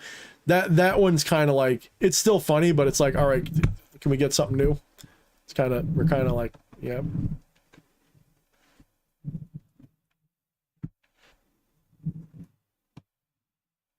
I know, Max, they were making fun of EA. They're calling them Become a Living Meme. And it's like, yeah, but that's actually pretty good. That's like, yeah, Become a Living Meme. Yeah, fuck it. That's a lot of power to being a living meme. Hieroglyphics are memes. Yeah. Yep. I agree with that. Same thing with Chinese kanji. Chinese calligraphy.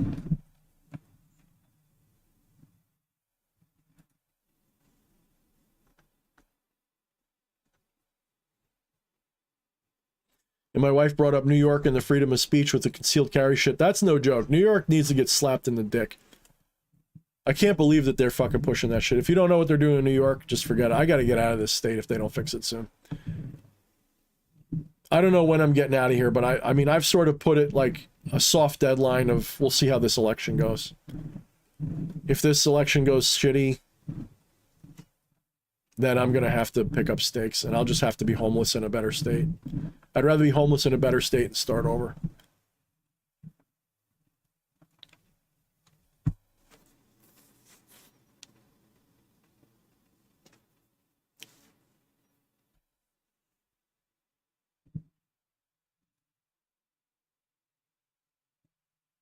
Memes are absolutely magical, though. There's no question. They're actually a form of magic.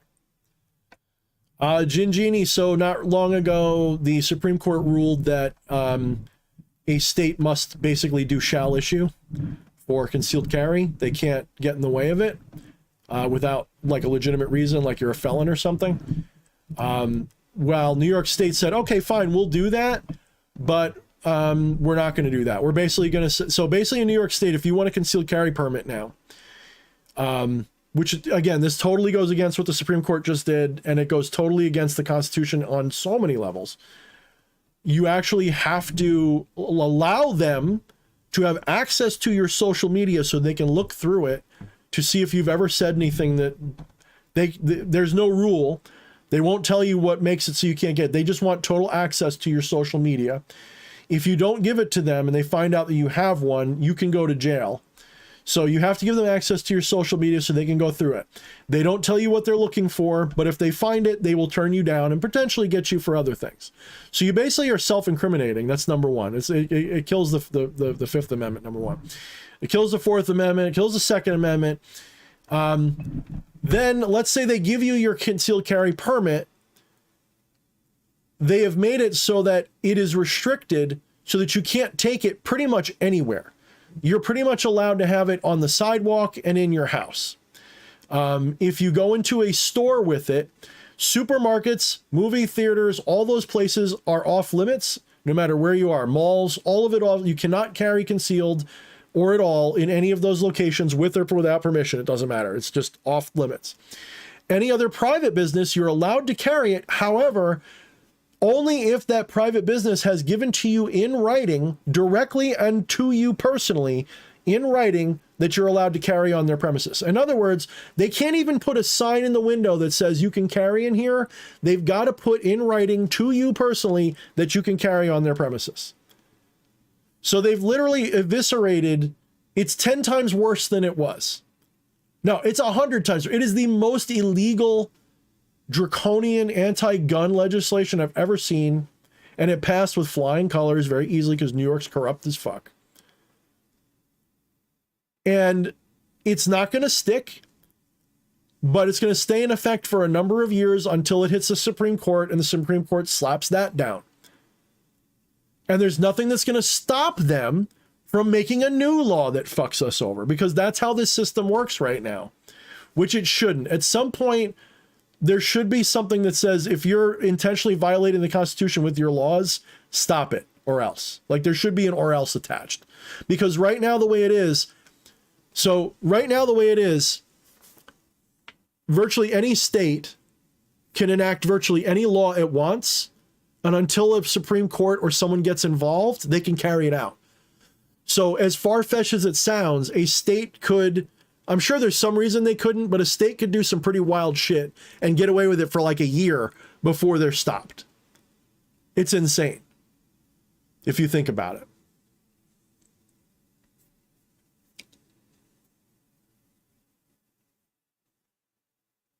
Yeah, thank you, Jinjin. You don't have to like guns to recognize that all infringements on the Second Amendment are bullshit. I mean, I didn't like guns that much until I got older.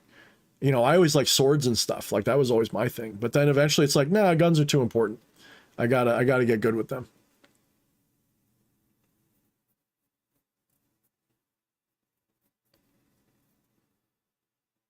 I often put it like this. If you're someone who believes in magic and the power of magic,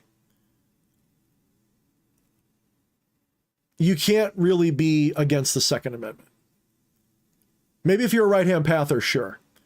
But if you're a left-hand path magician, you can't be anti-gun. People go, how's that possible? That's stupid. No, it's not stupid. Because if you literally believe you can curse somebody to death and all you need is a candle and some blood and some shit, you can kill people with a fucking chant in the dark. Okay? Would you be mad if I outlawed that? Wouldn't you be mad if I said you're not allowed to do your magic rituals? If I had a literal inquisition going around making sure you weren't allowed to do that? Wouldn't that piss you off? Of course it would. So why is it different for a gun? Do you have a right to self-defense or not? Do you have a right to use a weapon? Of course you do. Period. You just do. It's a human right. Cats have claws. Humans have hands and feet and teeth and a brain. Our brain is our biggest weapon, and our brain creates weapons. You can't deprive a snake of its fangs and say it's free.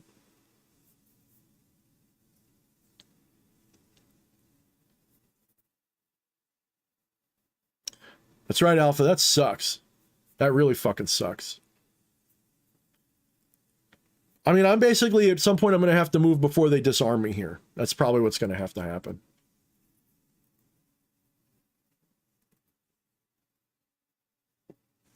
And when it comes to moving out of New York, I don't know where to go anymore. I was looking at Pennsylvania, but we'll see how the elections go.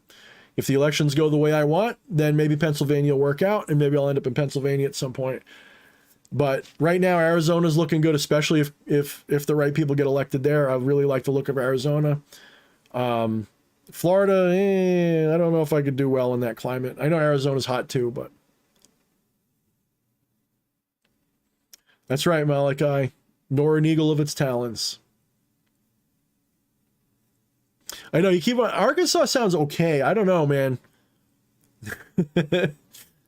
Arkansas is like, sometimes I look at it and go, yeah, that sounds pretty badass. And then I go, I don't know, man. Isn't that a place where tornadoes live? I don't know. I have to. I'm not saying no. I'm not saying no. You could definitely lure me down there with the right cheese. I've been looking there. There are properties down there that look nice. My issue is, though, I went from being able to afford something to Biden economy not being able to afford shit. So it went from, I could afford anything from like, 80 to like 150,000 to I'll be lucky to get an $80,000 or $90,000 place at this point. Because I can't count on having income forever because of the way these things are going.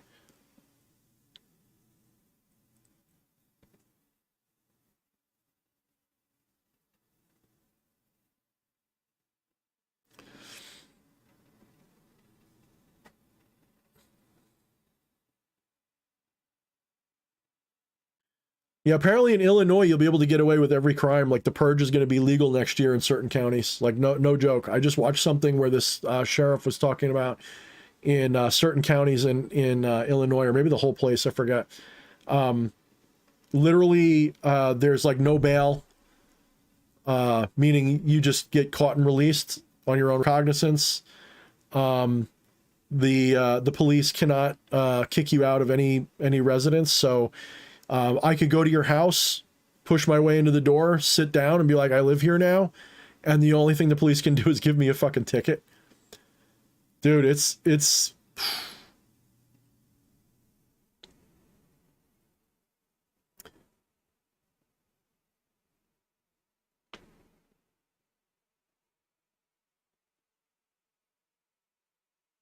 yeah, I think it's January 1st, 23 is when the new laws. It's all crazy, dude. But here's the thing, okay? Here's the thing. All of this is problem, reaction, solution. They create lawlessness for the sole reason, not of because they want lawlessness. They create lawlessness. This way the people panic, freak out, get upset, and go, we want more laws, please. And then they hit you with the draconian shit that they really had in mind in the first place.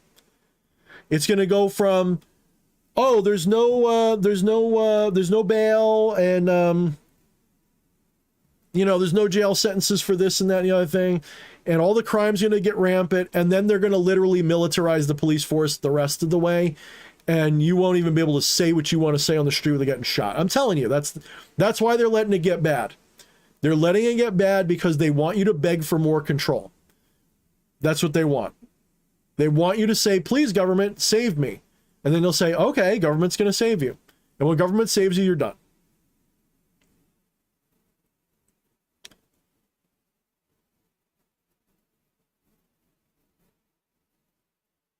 Patchwork wants to move to South Carolina.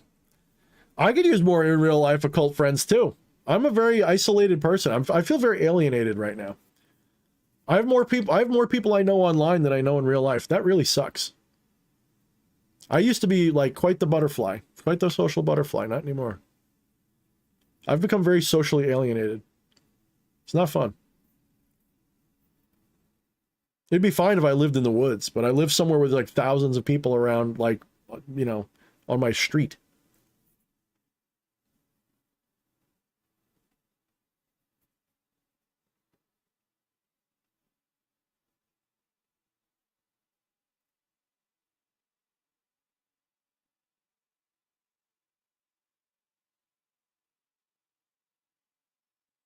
Yep, that's right, Gingy. They're doing it everywhere. Anywhere that's really blue, deep blue, that's what they're doing.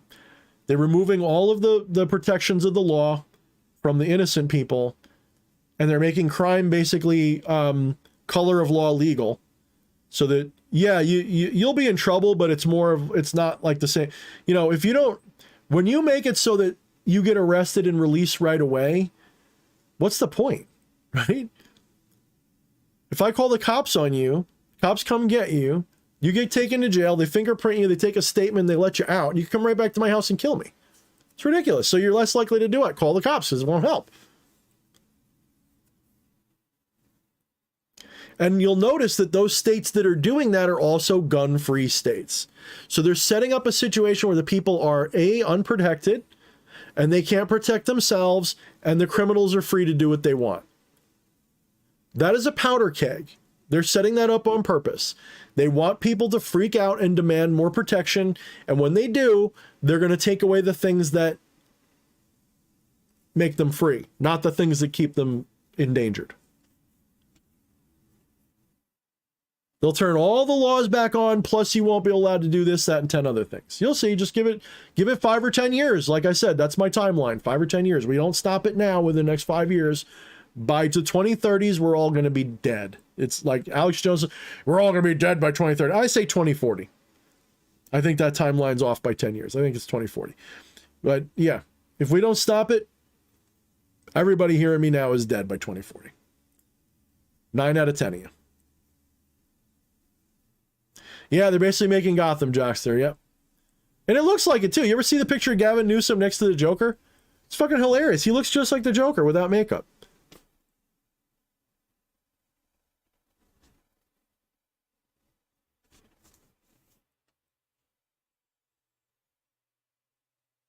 I can't imagine being a cop right now, Gingy. I really can't. I don't know. Look, I'm not a back the blue, thin blue line type of guy, but I also don't blame every cop either. I grew up in the hood. I know how bad cops can be. I don't sit there and idolize the cops and think that they all are fucking saints. Most of them are just fucking thugs with a badge. I hate to say it. Not most of them, but a lot of them. There's enough of them that are that anyway. Enough of them are thugs with a badge. We'll put it that way. Enough of them are that there is an element of what BLM said that I understood. They made it racist. That was where I said no. But when it was about police brutality just in general, I was all on board because I've seen it. I grew up in a bad neighborhood. I know what the cops can be like in a bad neighborhood. If you grew up your whole life living in like a white upper middle class or lower middle class white neighborhood, you don't know what the cops are like in those bad neighborhoods. Yes, you still want the cops there. Don't get me wrong. If you live in those bad neighborhoods, you're not like, oh, get the cops out of here. You still want the cops. You just don't want them to pick on everybody. I remember, one job I had was in a bad neighborhood. It was actually 4 blocks from where I grew up. One of the neighborhoods I grew up in for a couple of years. And I worked for this company that had a call center because they owned the property and they had it like a long time. And so they used it as a call center, but it was a bad part of town. And so I worked there. It's like an upper class like business, but it's like hidden in the back. Nobody knows it's there. I mean, you know it's there, but it's not like they advertise. It's a call center. Nobody needs to know it's there. It just looks like a brick building. And it was a major one. So I was leaving, every day I would go and get my lunch from the bodega. And, I got like stop and frisk by cops. They said I matched the description. The only description that would be is a lone white guy walking through a black neighborhood fucking, you know, so there was no description. If I match a description, that's remarkable. I don't look like anybody. Like if you look at me, I don't match anybody's description. Like I really don't. It's not, not in my area. I don't, especially not over there. So when they said you match a description, we got to search you. You know, I wasn't quite libertarian minded yet. So I just said, okay, whatever. If I was libertarian minded, I would have said, am I being detained? And I would have kept walking. Because they were literally intimidating me. That's all they were doing. They threw me up against the fence. They went through my freaking lunch that I just got, asked me what I was doing there. I told them I was on my way to work. Where do you work? What are you doing? I'm like, well, I work over there at the net. I guess they thought a white guy in a black neighborhood like that, I must be there to buy drugs. And they were rough and they were rude. And when it was all over, I don't remember if they apologized, but they sent me on my way. I remember being really pissed off about it. Like, what the hell did I do? I was literally just walking back to my job with my lunch. And that was a recent thing. That was like, you know, 10 years ago or so. When I was younger, man, the cops were in the neighborhood every week. The kids, some were nice to everybody. There's no question there was nice cops in the neighborhood. But there was also, you were still scared because you knew that they would plant evidence. You knew they would do shit to you. So you had to be nice to them because there was kids that would get in trouble for nothing. Except just being a little, I don't mean like even threatening, just not cooperating, the kids would get in trouble. Like you knew to watch out for them. The cops would harass you. They would harass you in these neighborhoods. And I'm sure they still do. So this idea that I don't think it's because it's racist. I don't think it's because, you know, maybe some of the cops are racist. I don't think it's because people are going, oh, let's get those black people over there. I think it's because they're trying to create a segment of society that is downtrodden. That's what I think it is. And it's just convenient to do to them. I think that if you go to a state where there isn't enough of that population of minorities to do it to, they'll do it to the white people and you get the white trash scenario. And it's the same thing in the white trash neighborhood. If you live in a white trash neighborhood, you get the same treatment. I guarantee it. Or close to it anyway.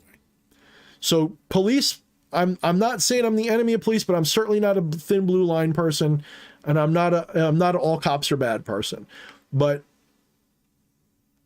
police brutality is a thing. It is real. I don't trust the police. Even when I call them, I don't trust them.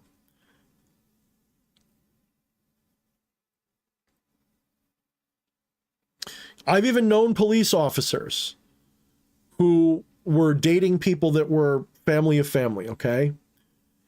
And the stuff that they said gave me so little faith in the police force. And by that, I mean the number of laws that they intentionally broke, not little ones. Okay? I'm not even going to say what it was in case I don't want to incriminate anybody. Not a narc.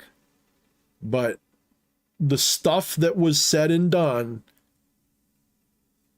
and they weren't even like a real shady cop, okay? They were just like an average cop. So it's just a mafia. It's the thin blue mafia, in my opinion. Doesn't mean all cops are bad. I'm just saying I'm not a bootlicker at all. Zero. Not at all. Constitutional racism? No. No. Did it ever? Sure. Maybe not as such, but it worked out that way.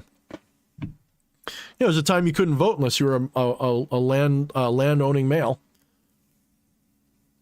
Presumably white.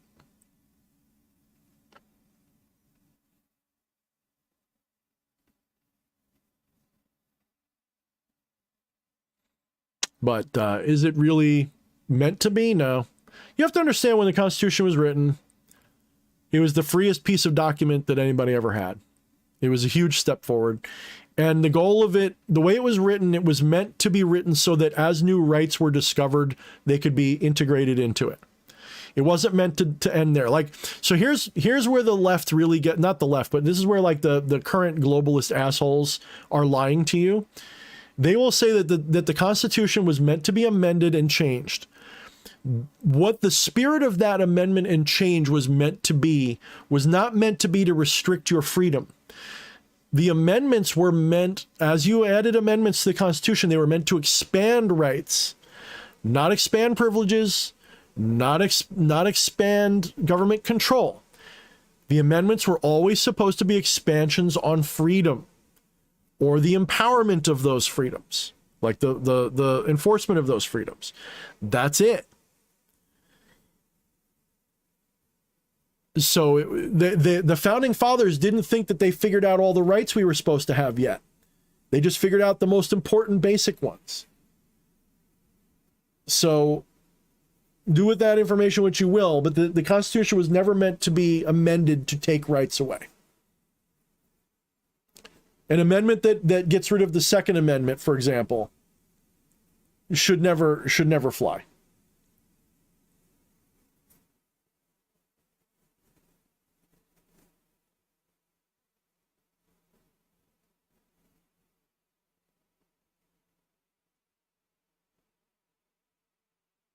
Wyatt, I agree. It is intentional, but it's not because they're black. Does that make sense? Think of it this way. They're not being kept down because there's a bunch of racist white people who hate black people. African-American communities are kept down because they're an easy target. They're an easy target because they used to be people that were put down on purpose because of their race. Not anymore. You go back 50 years, it was because they were black, and only because of that, because they were second class citizens. So no question. No question. But today, 2022, they're not kept down because they are black. They're kept down because they're a convenient target and they're an easy target of the system. And they can create a problem that they can then pretend to solve. The reason why they're kept so down is so that every year they can campaign on fixing it and never actually fix it.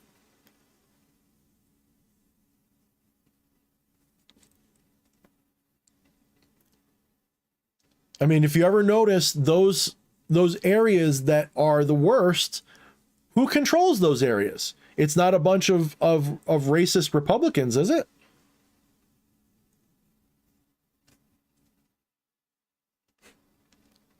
Look at the states and look at the areas where the worst of that is. Is it run by racist Republicans?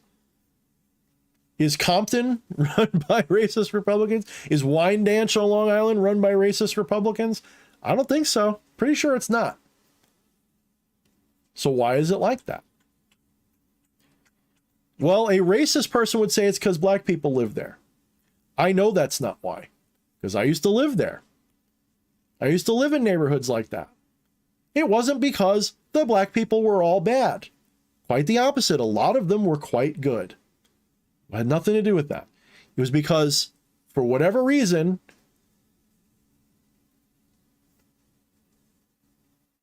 the people who were screaming the loudest about helping out these communities, in this case, the Democrats, you're right, Alpha, and I'm not trying to be partisan here. It's just a fact. Figure it out, draw your own conclusions, but it is a fact. They don't do anything to change it. They make it worse. Everything they do makes it worse. Their idea of helping minorities is to give handouts. Those handouts don't actually help. They make you dependent. I should know because I've grown up poor most of my life. And whenever I've accepted any sort of handout, it never helped. It made it too easy not to help myself. You want to help yourself. You don't actually take the handouts. It's one thing if you're destitute and you're going to die, of course. But if you can work, you should. If you can get out of it, get out of it. But they put these systems into place to keep people down. But it's not because they're black. It's not because they're Hispanic. It's not because of anything like that. The powers that be don't care about your race anymore. The only reason they care about your race is because you're an easy target. And by attacking people that are predominantly black, then they get to say that that other group is racist and we're protecting you from them while they're the ones doing it. It drives me up a wall because I see it constantly. And that's not to say there aren't racist Republicans. Of course there are. Of course there are. They're all neocons. They're all rhinos. They're all globalist GOP. There's not even a little doubt in my mind. So I'm not being partisan here. They're on both sides of the fence. But facts are facts. You can't deny them.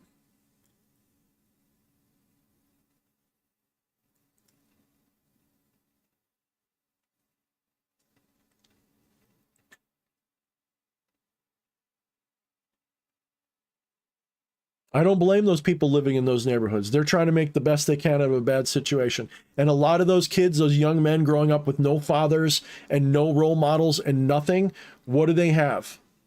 They have to resort to gangs and crime. They just do. Drop it. Drop it. Drop it. You want this? Here, you want this? Drop it. Drop it. Just a minute, guys. My dog is asking to die. She's got something she shouldn't have. It's very small and crunchy. What are you doing, dog? What are you doing? Come here. Did you drop it? Here. Ready? Come get it. Come get it. Okay. That was very naughty. Piece of plastic, huh? Are you telling me I should end my stream? Is that what you're doing, little pup? I should bring you on camera, but I'd have to pick you up and I don't want to hurt your back. All right, go lay down. Don't make me mad. All right, guys, I'm going to have to go. I just looked at the time. So, you can always tell what time it is when my dog starts acting up. So, yeah, I mean, to close on what I'm saying, okay, I grew up in a couple of years out of my formative years were spent in the hood, as we would call it as a joke. And I saw firsthand a lot of what the problem is. So I'm not blind to it.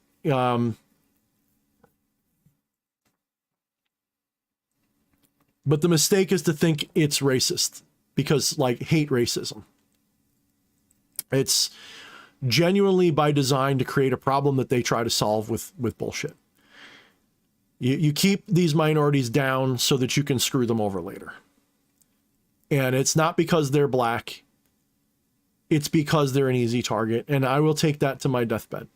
You'll never change my mind on that because I've seen it firsthand. I've seen both sides of that equation. I've been on the white neighborhood and the black neighborhood. I've seen both sides of it. I know why they're doing it. It's called the Hegelian dialectic. Look it up. The Hegelian dialectic is one of the most effective tools for screwing over a population that ever existed.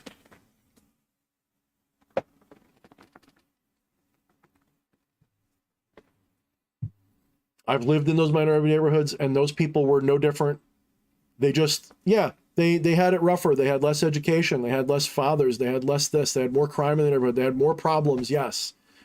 It was different. I'm not saying it was exactly the same. I'm just saying it wasn't because they were black that they were having that problem. And it wasn't because a lot of white people were trying to keep them down.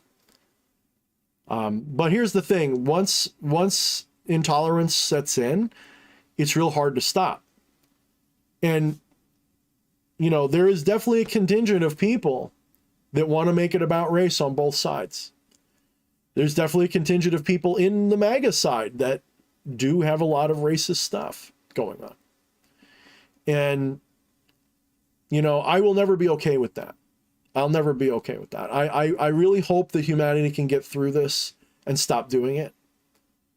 I really hope that people... This is why I want to start a commune. I want to start a commune and it's all meritocracy based. You know, just not really a communist commune, but I want to start a community like an artist colony, and it's all meritocracy based. It's not about your race. It's not about this and that. It's just come on in. If you're cool, you're cool.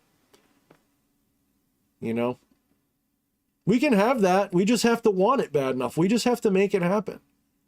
There's no reason why these fuckers have to keep winning. It's just that good people do nothing. I hate to sound like a fucking broken record of fucking morality here, but it is true. The main reason why they get away with all this is because good people don't do anything about it. We just bitch about it online. And what do we do about it? Nothing.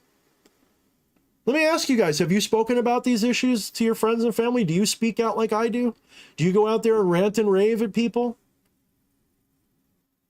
And I'm doing the bare minimum. I feel guilty that I don't do more. I feel like I should be out there like an activistic fucker, and I'm not. I mean, granted, I've like driven my industry, my business into the ground a little bit by being like, you know, political, but you know, we're facing a precipice. What are you doing? What are you doing to change it? Are you just bitching online, or are you doing something about it?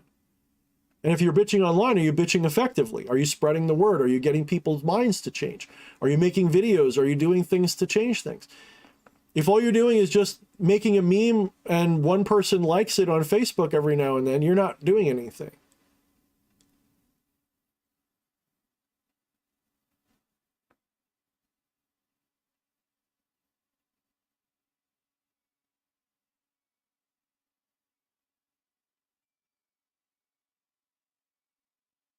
Yeah, Void, you're right. A lot of us are stuck in echo chambers, even me to a point, and some of that's by necessity. I tried to have an open forum on Discord for this stuff, and it got ugly real fast. It didn't even make it a whole year. People decided to make it personal too quick, and once it turns personal, you can't fix it. It stops being about ideas being discussed, and it starts being, you know, you're a representative of that idea, and I have to attack you. And once that sets in, you can't fix it. It's like cancer. It just kills the whole thing. So I ended up making an echo chamber on a different server because fuck it, if we can't get along, then we're at least going to reinforce what we know.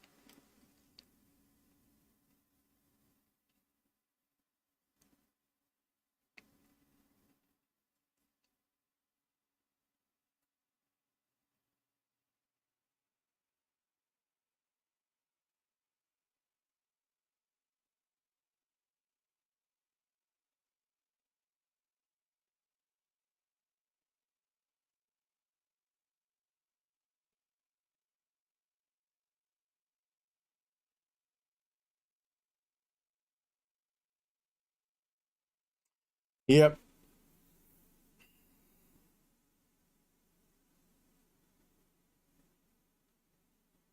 Yeah, Roderick, that is something that's got me worried about this event in Newark, is that Goth has gotten kind of woke from the look of it. Yeah. So we'll see. It may be a one-off thing and then I don't go back. I'm not going to make it political while I'm there, mind you. And, you know, like I said, I'm not a tradcon. I'm not, you know, the moderate, tolerant woke stuff from like 10 years ago, you know, 10, 15 years ago, like the, you know, legalized gay marriage and all that stuff. You know, my line was that you have to bake the birthday cake thing, you know, the wedding cake. That was my line. You're going to force somebody to do work for, I don't know, man. That didn't sit 100% right with me. Even if I was okay with it, it didn't sit right. It didn't sit quite right with me. Like, even if I thought it was wrong not to bake the cake, you know, it's like that didn't quite sit right with me. Forcing them to do it. I don't know about that. I don't know. I could be wrong, but I don't know.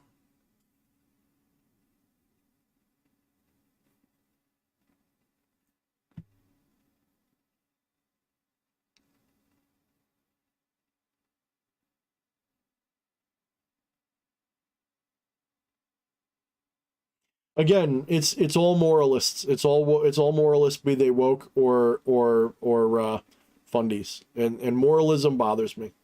Doesn't matter which extreme it is. It could be extreme tolerance or extreme, you know, extreme acceptance. You know, like this whole, I can't even say it, the map shit, you know what I'm talking about? The dog groomer stuff. Yeah, all that stuff.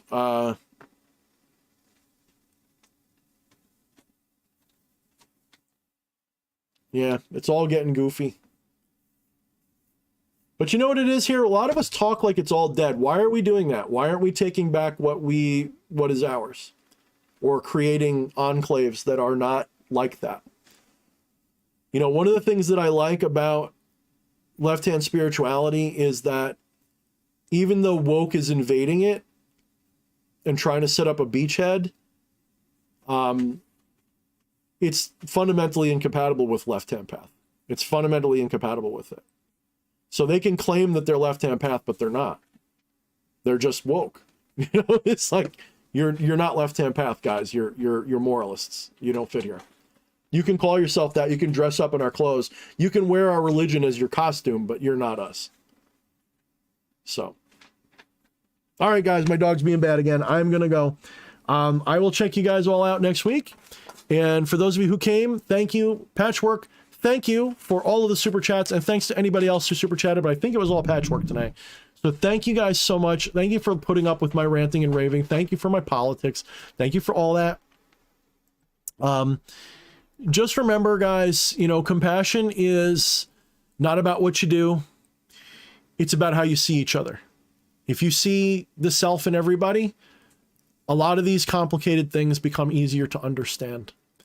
If you can look at somebody and see that they have the divine in them, you can't be racist. You can't be bigoted towards them. You can be pragmatic. You can put a rabid dog down, but you don't treat people as subhuman or as if they shouldn't have the same rights as you. You look at people and you respect them. And you respect them as human beings, even if they don't always deserve it. Because you don't always deserve it either. So, my thing's tolerance and compassion, guys. Not acceptance and wokeness. Nor fundamentalism. All right, guys. So, I will check you all next week. Thank you so much. Keep doing what you're doing.